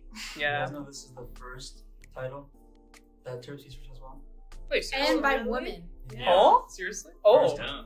cool. I like playing Valorant. Have an excuse to play games. That's true. That's good. For me, I joined because I've always wanted to be on a women's team, especially since I got to UMD, and me and Dusty had always tried to make teams work every semester, and this was the first time it actually did work and stuck, and the people who tried out were committed. So I guess I've always just wanted to be on a women's team to connect more to that community, to make friends. So I had that gap, without a team for a while, and then I saw the form, and I was like, I really want to try this. This sounds fun. And then, yeah, I play Valorant too much.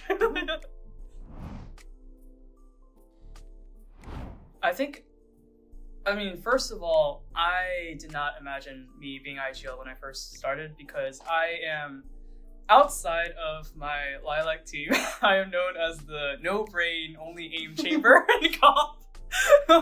So I did not imagine myself being IGL.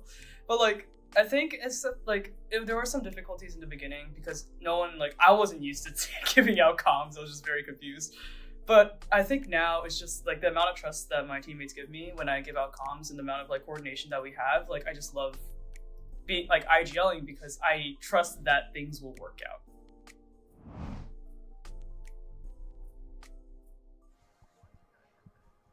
Welcome back, Ives. So, what are you looking forward to in the second match?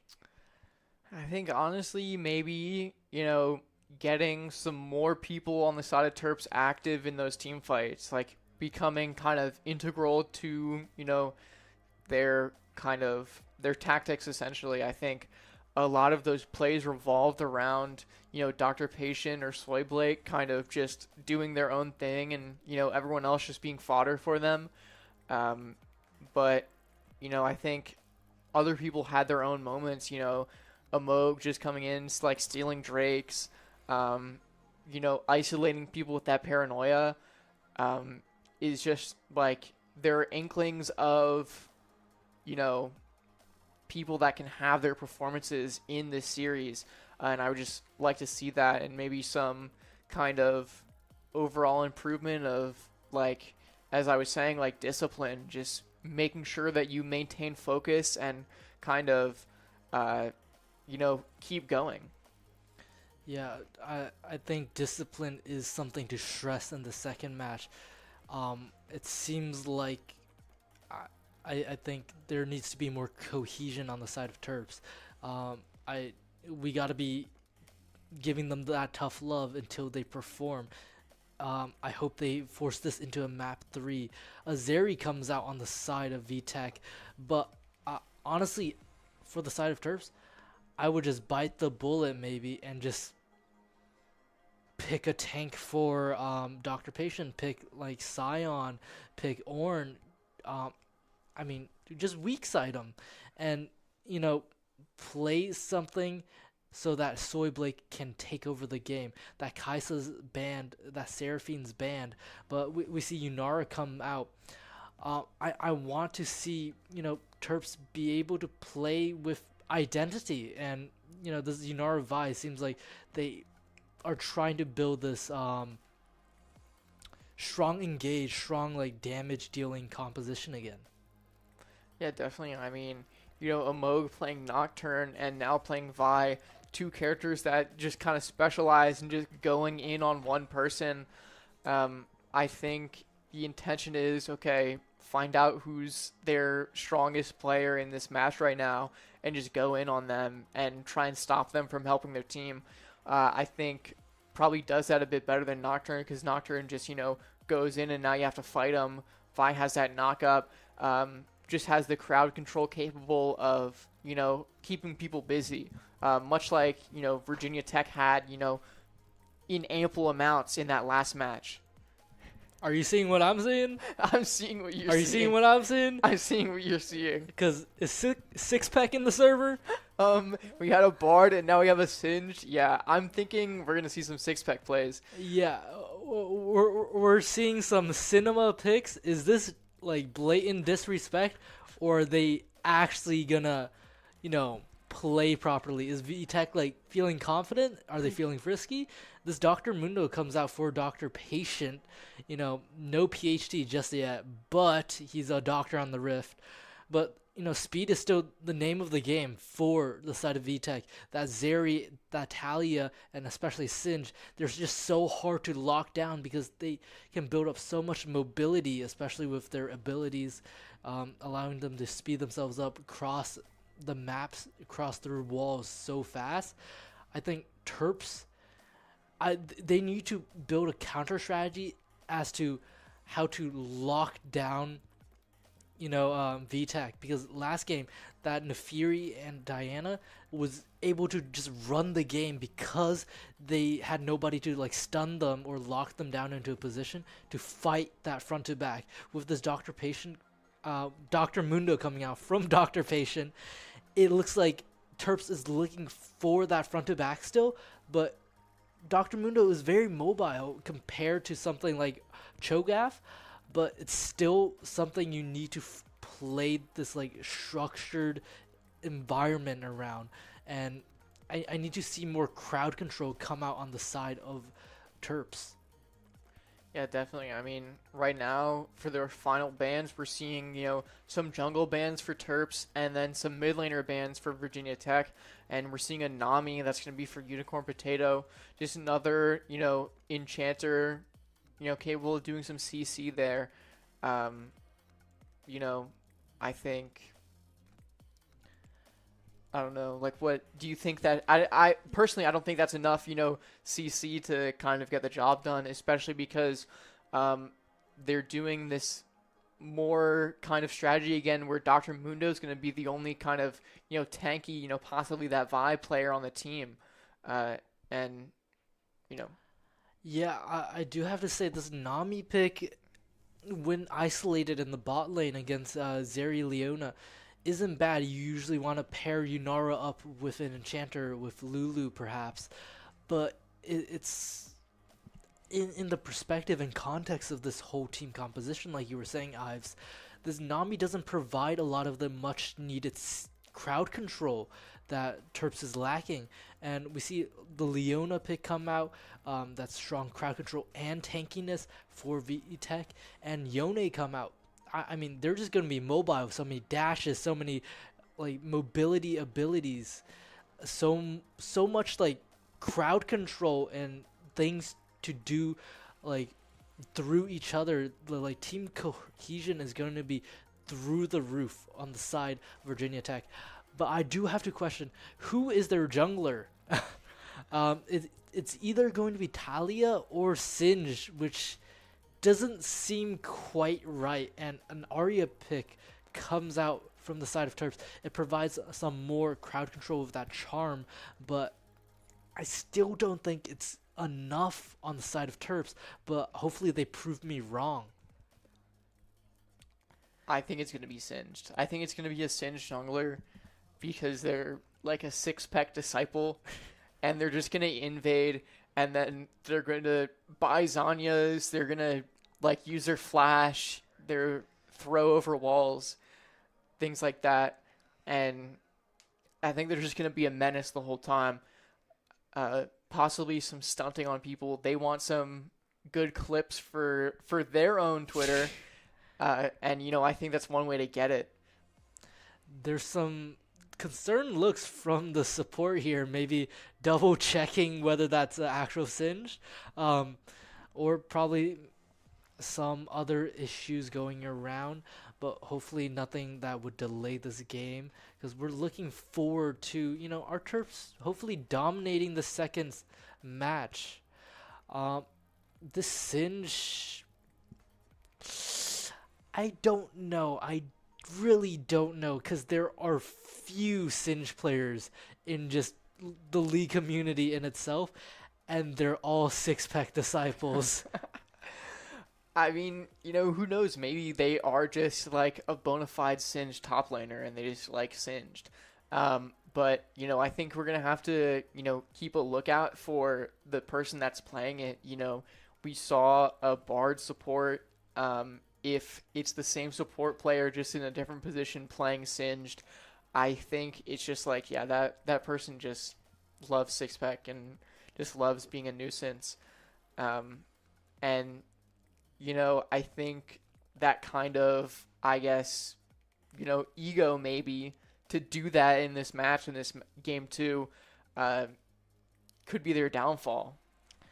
Yeah, I do wonder, because there's odd picks that everybody has made it to this level with. I mean, with Bread on the Premier team, he's known for his Urgot and debatably his Swain top, but we gotta see it work on the Rift before we give any judgment upon it. But I'm saying but so much, but we're judging a book by its cover right now, Ives, and honestly, I'm fine by that, because Singe is I don't just like a troll the cover pick. of that book. Yeah, I don't like the cover of that book. It's not really well illustrated. I do not like the title on that book either. Oh, dude, who made this? Like, I don't know. Like, I'm not gonna pick that up. Speaking of Bread Swain top lane, he played it last week. Is that so? What happened last week? So, for map 1, he was Malphite, and then he went mid. For map 2, he was Olaf, and map 3, he was Swain. And let me tell you, map 2 and 3, he put that team on his back. We had a video. Our team manager, Tyler, was like, okay, you're going to shoot a video. Who do you think the MVP of that match was? And we all said Bread. Because his Swain top lane, incredible. His Olaf top lane, incredible. his Olaf, it was much like a Moog's Nocturne in some of those fights there, where he would go in, he was actually playing against a Nocturne, I believe. He would go in, kill the enemy jungler, and then leave. He would leave the fight. And you'd go, okay, my job's done. And then he left. And, you know, it worked. Well, I'm sad to hear that I missed out on such a legendary performance, as you say, but his next Malphite season- was bad though. Oh, His Malphite was really bad, and we were all in the studio. We were still chatting, having a good time. And he was like, "Oh, but that Malphite though," and we were like, "No, don't talk about your Malphite, man. We're talking about the things you did that were good today, and that Malphite was not it." I think it was just like. I hope he is watching right now, and hearing the praise and partial diss on his know Malphite that gameplay. he went mid with that Malphite as well to fight Neko. His own teammate Yeah. in the mid lane with this Because Malphite pick. he was there for the interview and he was talking some trash to his teammate. He was like, "Yeah, I heard their mid lane kind of has some weaknesses." And then, as it turned out, he was lying because he just got schooled. Neko was playing Silas and would steal his ult. We all said, yeah, Neko used your ult better than you did. Yeah, how the turntables. It sounds like quite the eventful stream last week that I unfortunately missed out on. Yeah, it was kind of cinema because it's just things we were talking about. I interviewed him and gave him a bit of grief from his team manager about playing Swain top and things like that. And he really showed his stuff. And, I think, kind of reminiscent of the kind of stuff we're seeing today with Dr. Patient, where he's, putting up great numbers. And, I just hope to, see that continue. I think he'll have a performance reminiscent of Bread in that match as long as he maintains focus. I think a huge difference between, what we saw in that, kind of show match between Premier and Academy combinations is just that focus, that drive. Bread told himself he has one thing and one thing only he needs to do: go in there, pop ult, kill the enemy jungler, walk out. And I think, we didn't see Dr. Patient keep to the same focus as he had. His job was go into fight, tank damage for Soy Blake to pop ult and deal damage, and then I guess live, because most of the people are dead by now, and just kind of push people back. And then at moments we would just see him like kind of wander off, like lean towards top lane. He would drift towards it as if it was instinct. And that's like what lost them like basically every fight. Yeah, I think TLDR that I'm hearing from this is that the difference between the Premier top laner and the Academy top laner is that Bread has one brain cell to operate on, and therefore he is the perfect top laner with one goal and objective in his mind. Yeah, I guess so. And like, they reprogram his brain cell intermittently through the match to be like, okay, you do this now. Then he would go, I do this now. And then he would do that thing. I mean, I wouldn't say that's exact differences. Everyone has their own strengths and weaknesses. I don't want to pit these two, incredible, Terps Esports players against each other. But, it's just, we can all learn from each other. And as two people that play the same role, like, maybe you can learn from each other off of that. Yeah, definitely. I think the main telltale point and what we're trying to get from this story right now is Terps need to be more clear on their objectives, right? They need to be more, Definitely. I guess concise, more on tempo, and cohesive, like I said. But they also just need to, I guess, clear their heads, play more smoothly. It's a bit funny playing against the Singe, but I think they need to, you know, even though you have to be stern, it's like a strong playoff match that you want to, you know, qualify for. You gotta, you know, loosen up a little to really, you know, get all of your flexibility and all of your brain working, because it seems like some moments in the last match, the academy team tensed up and they weren't able to perform at the highest levels as they were in like some other parts of the match where they were like front to back, like they were dodging the ultimates, they were playing excellent spacing. Yeah, I mean, definitely.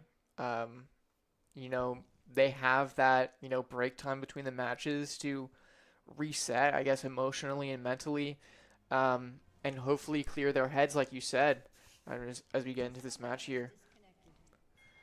We're seeing a disconnect early, yeah. Probably some technical difficulties. Hopefully resolved quickly enough. You know, you hate to see you get into the match. You've been waiting this whole time for that spectator delay to go away, and then they go, "Oh, sorry, I disconnected." I think it's very similar to kind of a MOBA that I play called Deadlock, where the queue times kind of can be long, and then like someone disconnects right at the beginning of the game, and you can just hit the P button on your keyboard to pause the game. Anyone on any team can pause like 3 times a match, and it's just you're just like, oh, I guess like laning phase isn't happening for, you know, at least 30 more seconds now. Yeah, it's definitely like interesting, but as we see, Talia is in the jungle role, and the Singe is going top. Okay, I was wondering, is this Singe going bot? I mean, not bot, mid lane, but it seems like there's a little bit of a role swap. The jungler, I think last game was, this is Yone right now, and wait, no, hold up. No, the Talia is still the jungler, the Diana from last game. The Singe is also the top laner. Is still the top laner. Okay, I think everyone is keeping their roles. Okay, it was a bit confusing on their picks, similar to last match. They want to keep people on their toes, but I think everyone is still the same. They're not shaking anything up, doing anything crazy here. I mean, this Talia trying to get a ward on Raptors, but you know there is cover from Yone, and I guess they're just getting early vision control, but main line of this game, I mean storyline of this game right now is that Terps bot lane, Soy Blake and Unicorn Potato, they need to be the deciding factor versus VTech. That Misfortune was so strong, but didn't have anything to like basically facilitate that strength, as she was instantly jumped on. And attack damage carries are always so squishy, and the Singe is getting early. What?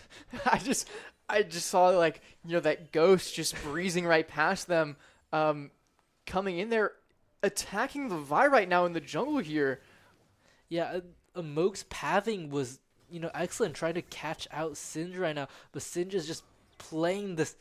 This is what Singe is known for. Singe is known for proxying the wave. They're known for just messing around and not really building a laning state. But Dr. Patient on Dr. Mundo should be able to take advantage and, you know, hopefully just get so far ahead in his own lane. But Amog is so low HP. Flash coming out from Singe and Amog. Singe first blood, but going to go down to Quasti. But it's 2 flashes burn on the side of Terps. Yeah, I mean, at least you get something back. It's just astonishing the way in which, like, you know, we're like, okay, we're going to see some troll come out, and then it's like frame 1, you just see some troll, and right now we're seeing, you know, just an early gank right into Quasti there. Yeah, that was somewhat of an anticlimactic gank with Talia just walking up and pressing all of her buttons. A stun comes out onto Nami, but I mean, Soy Blake and Unicorn Potato, what a good duo in the bot lane. They're just winning this game right now. It's really up to the other Terps players to step it up and be able to be the safeguard for them, because no matter how far they get ahead in the bot lane, they're just not tanky enough to, resist all of the damage that Yone, that Talia, and everybody else on the side of VTech might be able to pump out. Yeah, definitely. I mean, right now, Quasi trying to, get back in it, having that level advantage, trying to deal as much damage as they can right here. We're seeing a flash from Leona coming in. Yeah, Ignite comes out, Heal comes out also, but Talia is ganky. And, I mean, it's a super slow gank. It's almost like they're just staring at each other in this bot lane. Neither sides can really close the distance between each other and deal that like finishing blow amount of damage. Yeah, I mean, it's just like when you're so low level and you don't have any items, you don't have anything. It's like everything's happening in slow motion. Like no one has the speed or the burst damage to make anything happen so fast. Maybe one exception is this Yunara, as Soy Blake is trying to confirm that kill, but unfortunately is unable to. Yeah, I mean, definitely the brightest star on Terps right now is Soy Blake. Like I said in the pre-show, like, how much pressure can he carry for the side of Terps? He can't really, hold the whole responsibility of the team. Somebody else on Terps needs to step up, and Dr. Patient is just getting ran down by Singe, but Singe overstepped his footing, I guess, and just dies under top tower. Yeah, I mean, what is the thought process there? I think you're just going, okay, this Dr. Mundo is so low. If I get an auto in, I can kill him. He's getting taken down by poison. But it's just like, no, I'm just going to heal a little bit, and then you're just going to die to tower. I mean, this whole early game has been, messy. Yeah. I mean, Dr. Mundo is just so tanky, Ives, and it's definitely a standout character, as in, you can't really do anything to it. Some tanks you can, CC, but with that spell shield, Dr. Mundo is just pushing basically, and we see an engage here in the mid lane, and really nothing's happening. Amok's gonna get caught out. 1 HP onto Quasti. Flash comes out from Talia, and Amok just goes down to Yone. It was a failed attempt of gank, of a ganking from the side of Terps, and Talia was just there to cover Yone. Yeah, definitely. I mean, Amog just got stunned under tower and just took so much damage from it. What looked to be an advantageous position quickly turned into a detriment for the team, as they were unable to get an early kill onto that Yone. And in this bot lane right now, we're seeing Zeri have to use the flash to get out. That knock-up stun from Unicorn Potato, just too much of a danger, especially as Soy Blake was ready to go in there. Yeah, this bot lane, I mean, something's going to start happening. Vi's coming down. Talia was going to start some action up, but she's backing up right now. But with Vi showing up, Talia is just going to, cancel her back and look for a fight.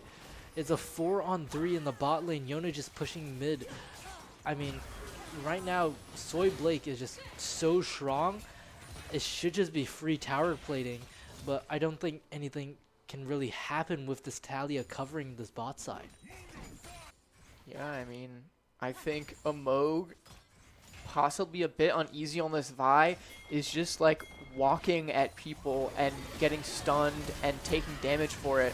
Seeing this tower dive onto the Zeri, gonna confirm that kill, but Amog is slowly taking damage, and yeah, Fake Shield come out on Yone in the mid lane.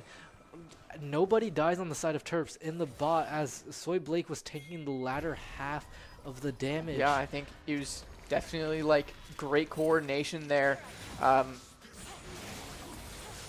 solo kill for Quasti in the mid lane, but this Talia comes out, Flash comes out, but Singe is just, what a speed demon, because he popped both Ghost and Flash instantaneously, letting Talia be able to finish Quasti off. Yeah, I mean, it's just like, I personally thought that Quasi was going to be able to get out there and maintain an advantage here with that kill, but, you know, Singe is just like, I'm going to flash and then I'm going to walk you down. And it's just unfortunate to see. I mean, this bot lane for the Terps has been great, but this top and mid have been struggling. Yeah, the Singe is, I mean, the character Singe just has such a unique playstyle because he's basically proxying every wave top, so Dr. Patient can't really, you know, push onto tower and get plating as Dr. Mundo wants to usually. And Vi comes out with a cease and desist onto Zeri, and Zeri just goes down to Unicorn Potato. The goat's not fed onto Soy Blake, unfortunately. But, like I was saying, the Singe is just helping take so much map control with Talia, because proxying the waves just allows for so much time built up in the top lane for Singe that he's able to just roam around the map and acts like a second jungler, basically. Yeah, I mean, we're seeing 4 people in the bot lane here again. I mean, they're just playing bully ball right now in the bot lane. I don't quite know what's the play in action here on the side of Terps, because the tower doesn't really have a lot of minions on top of it until now.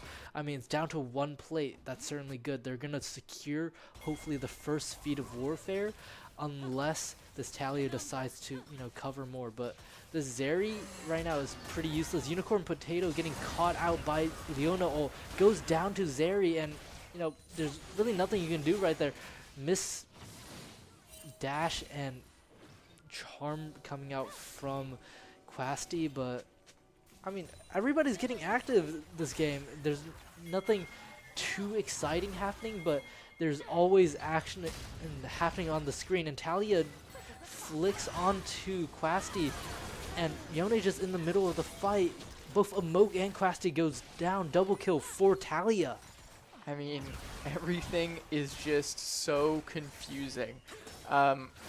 People are taking, you know, enemy camps. There's just like, this Talia has been in the mid lane for forever, and right now we're just seeing Soy Blake get caught out here, hopefully trying to get a consolation kill, but is unable to do so. I mean, that's first tower and first 3 kills. That's going to be feats for Virginia Tech, and Talia is just going to take the Raptors from Amog. I think the difference here, and, you know, the difference that, you know, is shifting this game more in favor of Virginia Tech is Amog is level 6 and Talia is level 9 right now. And it's just this crazy jungle difference coming in. Yeah, I didn't even notice that until now. I mean, Dr. Patient gets a solo kill on Singe and does not live to tell the tale. Amog manages to catch Talia, but she's just so elusive with double buff. She's not going to go down easy, but Amog manages to get the kill, shut down on Talia. Like you said, that was such a big level difference, but Amog hopefully is able to, you know, cross that distance. And unfortunately, as you pointed out, Ives, Feat of Warfare just goes to the side of VTech. We saw this last game also. It's just, VTech is just taking so much map control. They're just dictating how this match is going, because they're dictating how Terps is moving. They're puppeteering like what the Terps are supposed to be doing right now. Yeah, definitely. I mean, and a difference from last game, the Terps don't even have grubs to take here. They're down that. They're just kind of bleeding in this early game, as, you know, they're kind of, I guess, death ball kind of play style in the bot lane here has left so many people weak in terms of level and gold.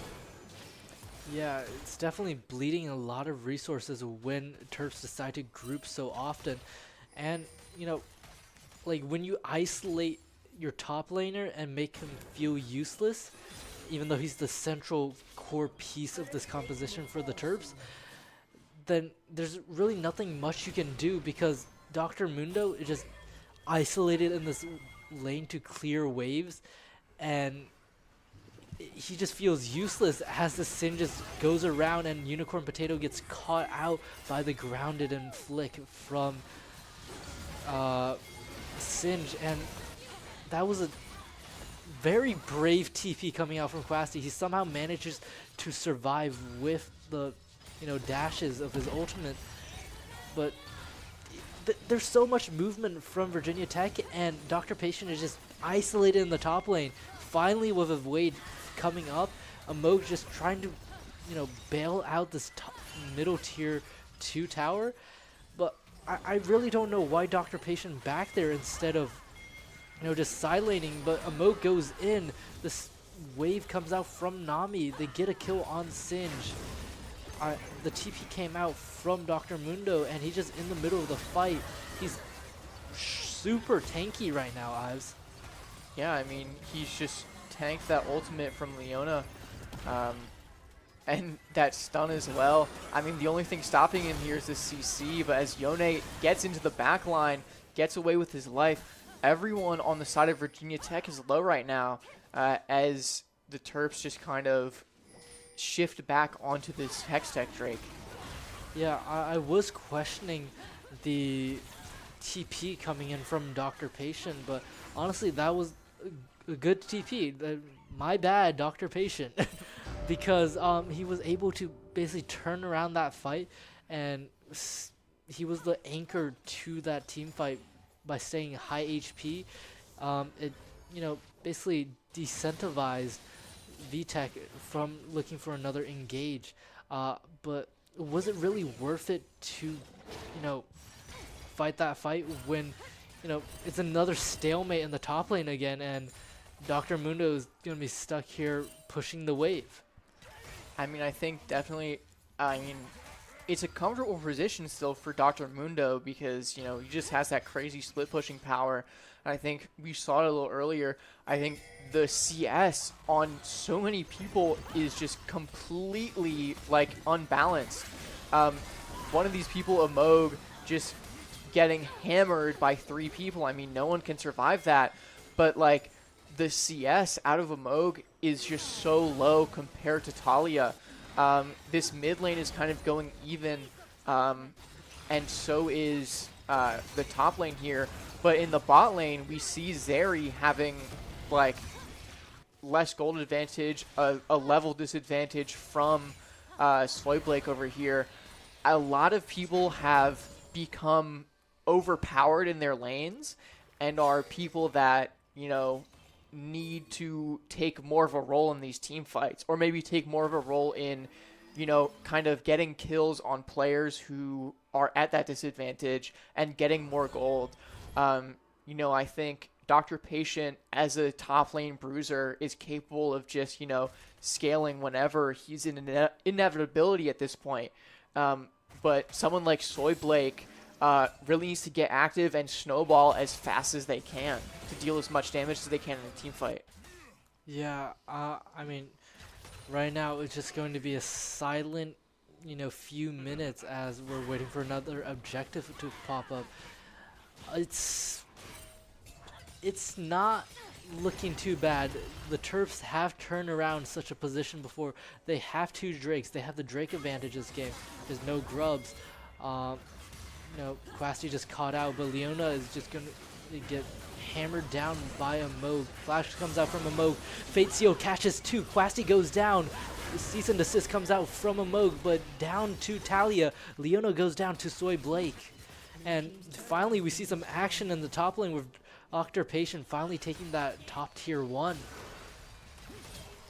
And they're getting to an immediate fight here as Dr. Patient seems to slowly be losing this, having to pop his ultimate here and try and get under tower.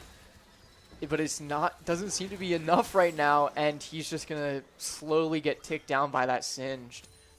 Yeah, that Singe does an insane amount of damage, and he's looking to trade top tier 1 for top tier 1.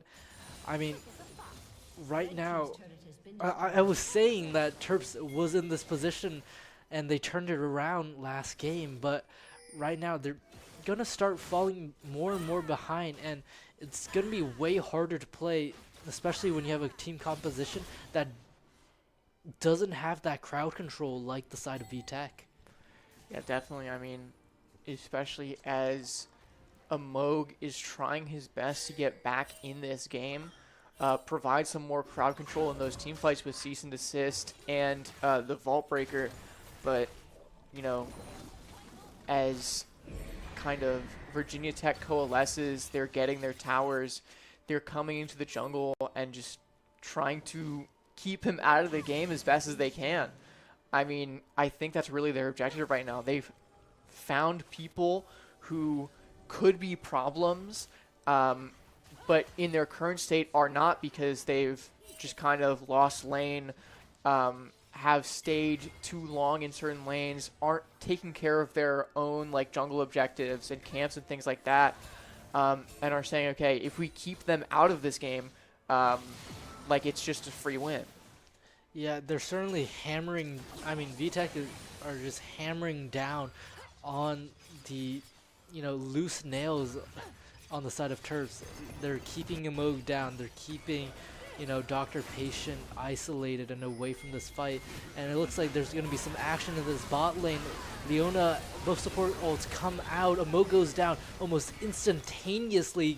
Dr. Patient is in the middle of this fight now. Sin just poisoning around. Spirit Rush comes out, shut down on Singe instantly. This Yunara just does so much damage, but Zeri is just basically out of this fight. Leona trying to just peacefully walk away after starting that engage. Yeah, definitely. I mean, Terps might have been able to turn this into a dragon take if Amog was alive. I think really Virginia Tech's main goal was to kill Amog, to stop them from getting that third dragon. And Unicorn Potato is just going to get caught by Talia and go down there. That's another death on the side of Terps, another respawn timer. What could have been, another regress onto Dragon here is now going to have to be delayed by another 20 seconds, and is going to be the advantage for Virginia Tech as they come into this again. Yeah, but Zanya comes out for Talia. Amok and Classy try to caught them out, but it's a double flick, and they're both caught out right now, stunned up. Dr. Patient is just walking towards Talia with no care in the world. Shutdown for Talia. Shutdown on Talia. And Leona goes down to Soy Blade, dealing so much damage. Amog straight onto that Singe. Singe is dealing so much damage, but Zeri pops ultimate, instantly bursts down Soy Blake, and Amog goes down. Zeri is taking control of this game. Amog is walking everybody down. Under tower now, double kill for Dr. Patient. And Yone is just in this middle of the fight. He's chunked down to half HP. It's a 1-on-2. Right now, nothing much to do, but Dr. Patient, whoo-wee. Once he can get in that fight, he does so much damage. Definitely, and I mean, what was really crazy, I don't know if you heard it, but a few times you heard that signature ring of Heartsteel. It just chunking people so much, and people that were already low, demolished in an instant. I think Dr. Patient has gotten his item that he needs to not only scale, but to also be active in fights. And it's really paying off. It was, essentially a 4v3 or 4 versus 3 kind of kills situation there for the Terps. A glimmer of hope for them. Yeah, this Dirt Drake is going to be chaotic. Both sides, VTech are trying to prevent the Soul Point, and, this is the shining light in the fog for Terps, they need to get this Chemtech Drake or else they're going to slowly start bleeding out. Dr. Patient on the side. Yone goes in, pops the blast cone to prevent an easy entry. And Dr. Patient is just caught out, bursts down, instantly goes down to Talia, and it's going to be a hard fight. I mean, it's a 4-on-5. Ult comes out from Nami's. Zanya comes out from Singe, and Amok just goes down instantly to Talia again.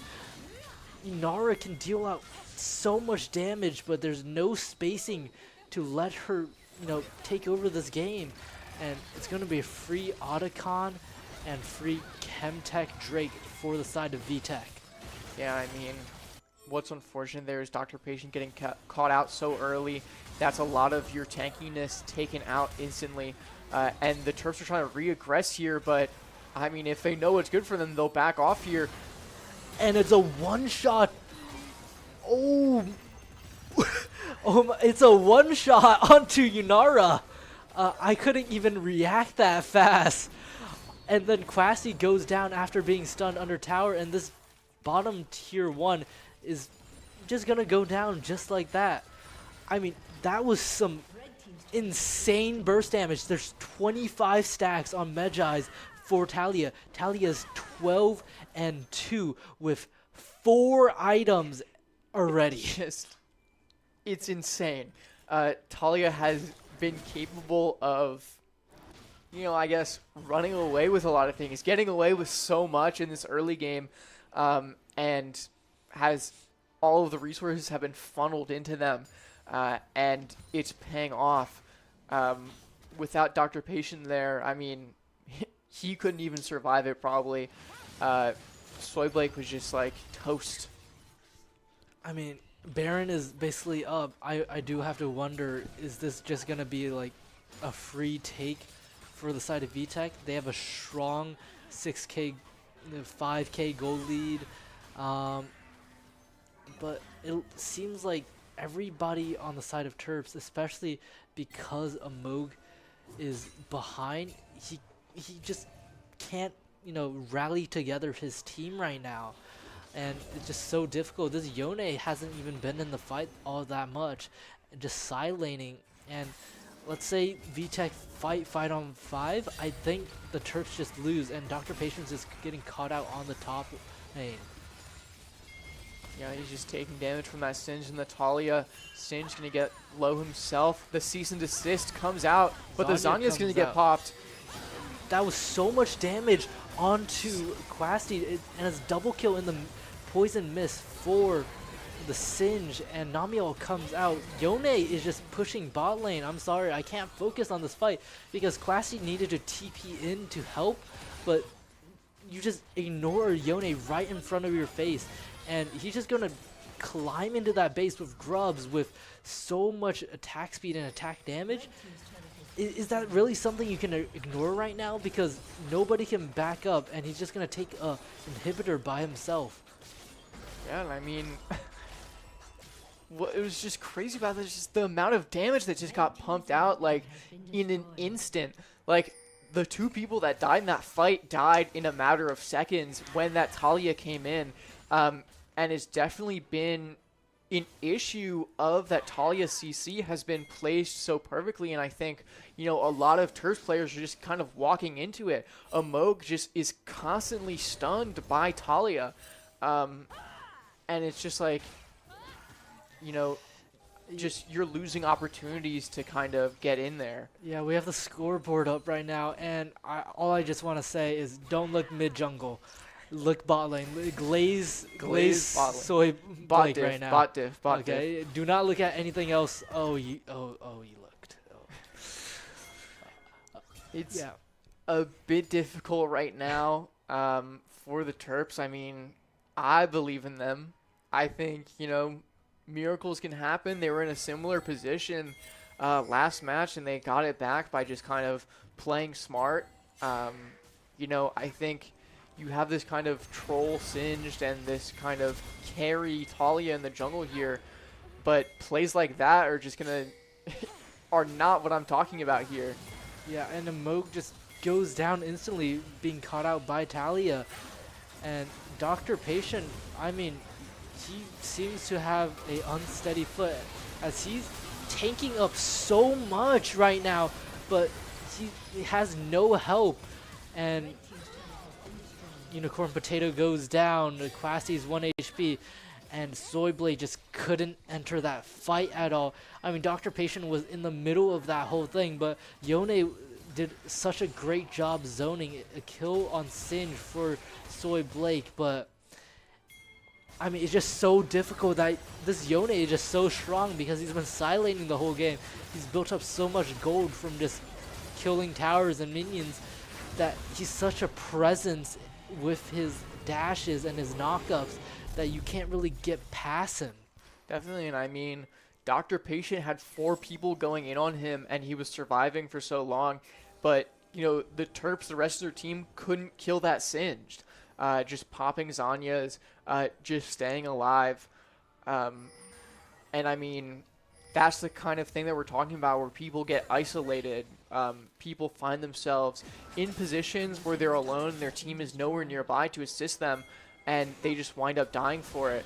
Charm goes short from Quasty, and Amog goes in and gets caught out again. Leona in the middle of the fight, charmed in by Quasty, goes low HP. It's looking chaotic right now. I mean, whenever Amog punches in, he just gets instantly killed. And, we have some technical difficulties on the stream, but I think it's probably a wrap deal on this Drake where it's going to be so free for the side of VTech. Definitely. I mean, I think by the time that we get back into this game, we're going to be seeing them run down onto this this Nexus. There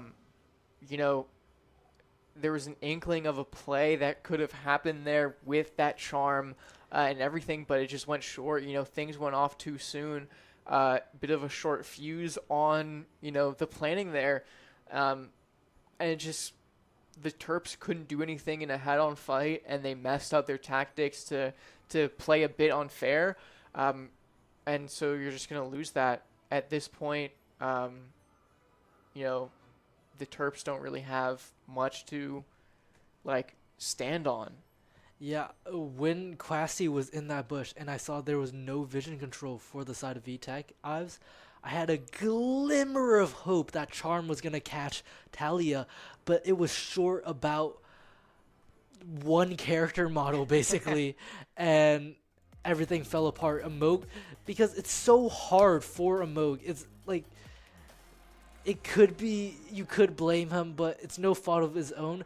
Talia with those, stones just basically get obliterated because whenever you dash onto those stones, you get instantly stunned, and it's just so hard because Vi is just Vi has nothing else besides her stuns. Yeah, I mean, it's just, Virginia Tech had an unusual team composition, with that Singed and everything, and they played it unusually, that Talia jungle. And the Terps just kind of couldn't really adapt to that. They couldn't really get their head around, okay, they're just going to try and, get in our jungle, get in our face and things like that. And what we really need to do is kind of, play around that. So, they're, taking some of our stuff. We have to kind of know, okay, they're here taking our stuff. We can go in and take, their jungle. When we saw that Singe come in on top jungle there, the enemies, and Talia was their mid lane. We see that bot jungle for Virginia Tech is just left unguarded. It would have been, ripe for the picking. But, Amog was just hey, I'm just going to go top. And, it didn't work out because you're at a man disadvantage. You're getting jumped by so many people. The spacing for Terps has been disastrous. Yeah, I just can't really understand. And we're getting word currently from our lovely broadcasting team that unfortunately we have gotten news from Europe, basically.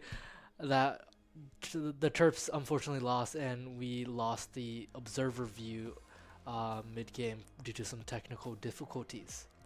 Yeah, I mean, unfortunate. I think really a crushing defeat, especially when the Terps played in a way where you could see them winning in that game one, but game two came around and they were totally thrown off guard and just couldn't adapt. They were kind of possibly expecting a similar, situation of the first game, but it just didn't play out like that.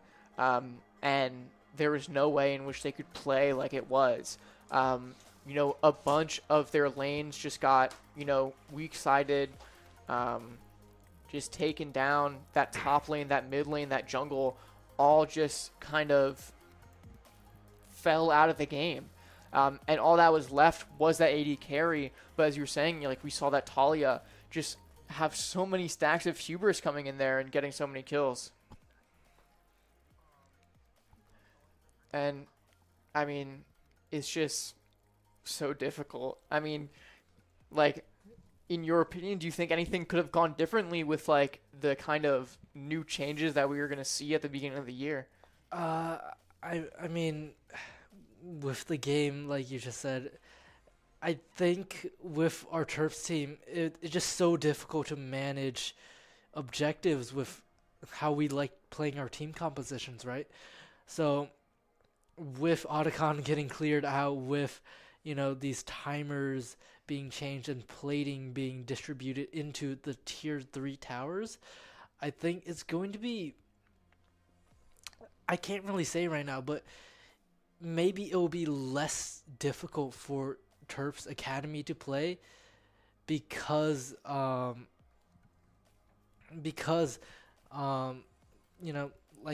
Singe was just running the top lane and being able to proxy everything, and we're getting replay of the last moments of this game. Here we see after Moog was caught out, it was a free Drake for the side of VTech, and honestly, everybody on the side of Terps is just running back to base. They're just trying to clear waves. Yeah, and I mean, they're just A-ramming right now. They're going straight for mid. That bot lane has already had their inhibitor taken. It's going to be difficult to hold against that, especially with so many people alive on Virginia Tech and with Baron buff. Yeah, this Baron buff is significant, but with Dr. Patient coming in, creeping in from the back, hitting onto Zeri, it's just a 5-on-5 fight. Leona goes down, low HP, goes into Dr. Patient. Dr. Patient stunned, dies to Zeri, and Amog just instantly killed. It's a 3-on-5 right now, and on the side of Terps, it does not look good, and Yunara gets caught out by Singe and Talia. Quasti almost goes down, but this is how the cookie crumbles, Ives. Yeah, I mean, everyone on the side of Virginia Tech is still alive, capable of combating these two members of Terps. They have infinite health. They gotta walk back there, and then Nexus is just gonna get busted wide open, and that's game. Yeah, I don't know if you saw their Ives, but that Singe had 109 mastery. So safe to say it's not a troll pick. It's not a troll pick. They just, they really liked Singed. And, they played it well. They were capable of, just running it down, but in a tactical way. When you say running it down, you're usually oh, you're inting. But, they were running it down to confirm kills, get people, displaced, and, just really just a lot of what we were talking about. Yeah, I mean, I think right now the Academy team, they might be a little somber about, how they ended the season, but there's definitely always next semester to look forward to. But there's most importantly finals coming up. So I think there'll be more. There's enough on everybody's plate to keep their minds off of this heartbreaking loss. But before we go, do you have any other comments left before I thank our sponsors? I don't think so. Just the Terps have a lot to, I guess, learn from and grow from this game. And, it was just, great season. We've seen them grow in the studio and out of it, and they still have room for it. So I think it's, the season might be done here, but it's not going to stop them in their future endeavors, and they can take this experience and put it into so many other situations that they'll find themselves in. Yeah, this is definitely hopefully just a developmental path for not only League of Legends, but hopefully with themselves, as they've became friends over the course of the season. And I feel like everybody, especially when we gather in the studio, has really had a nice vibe to everything.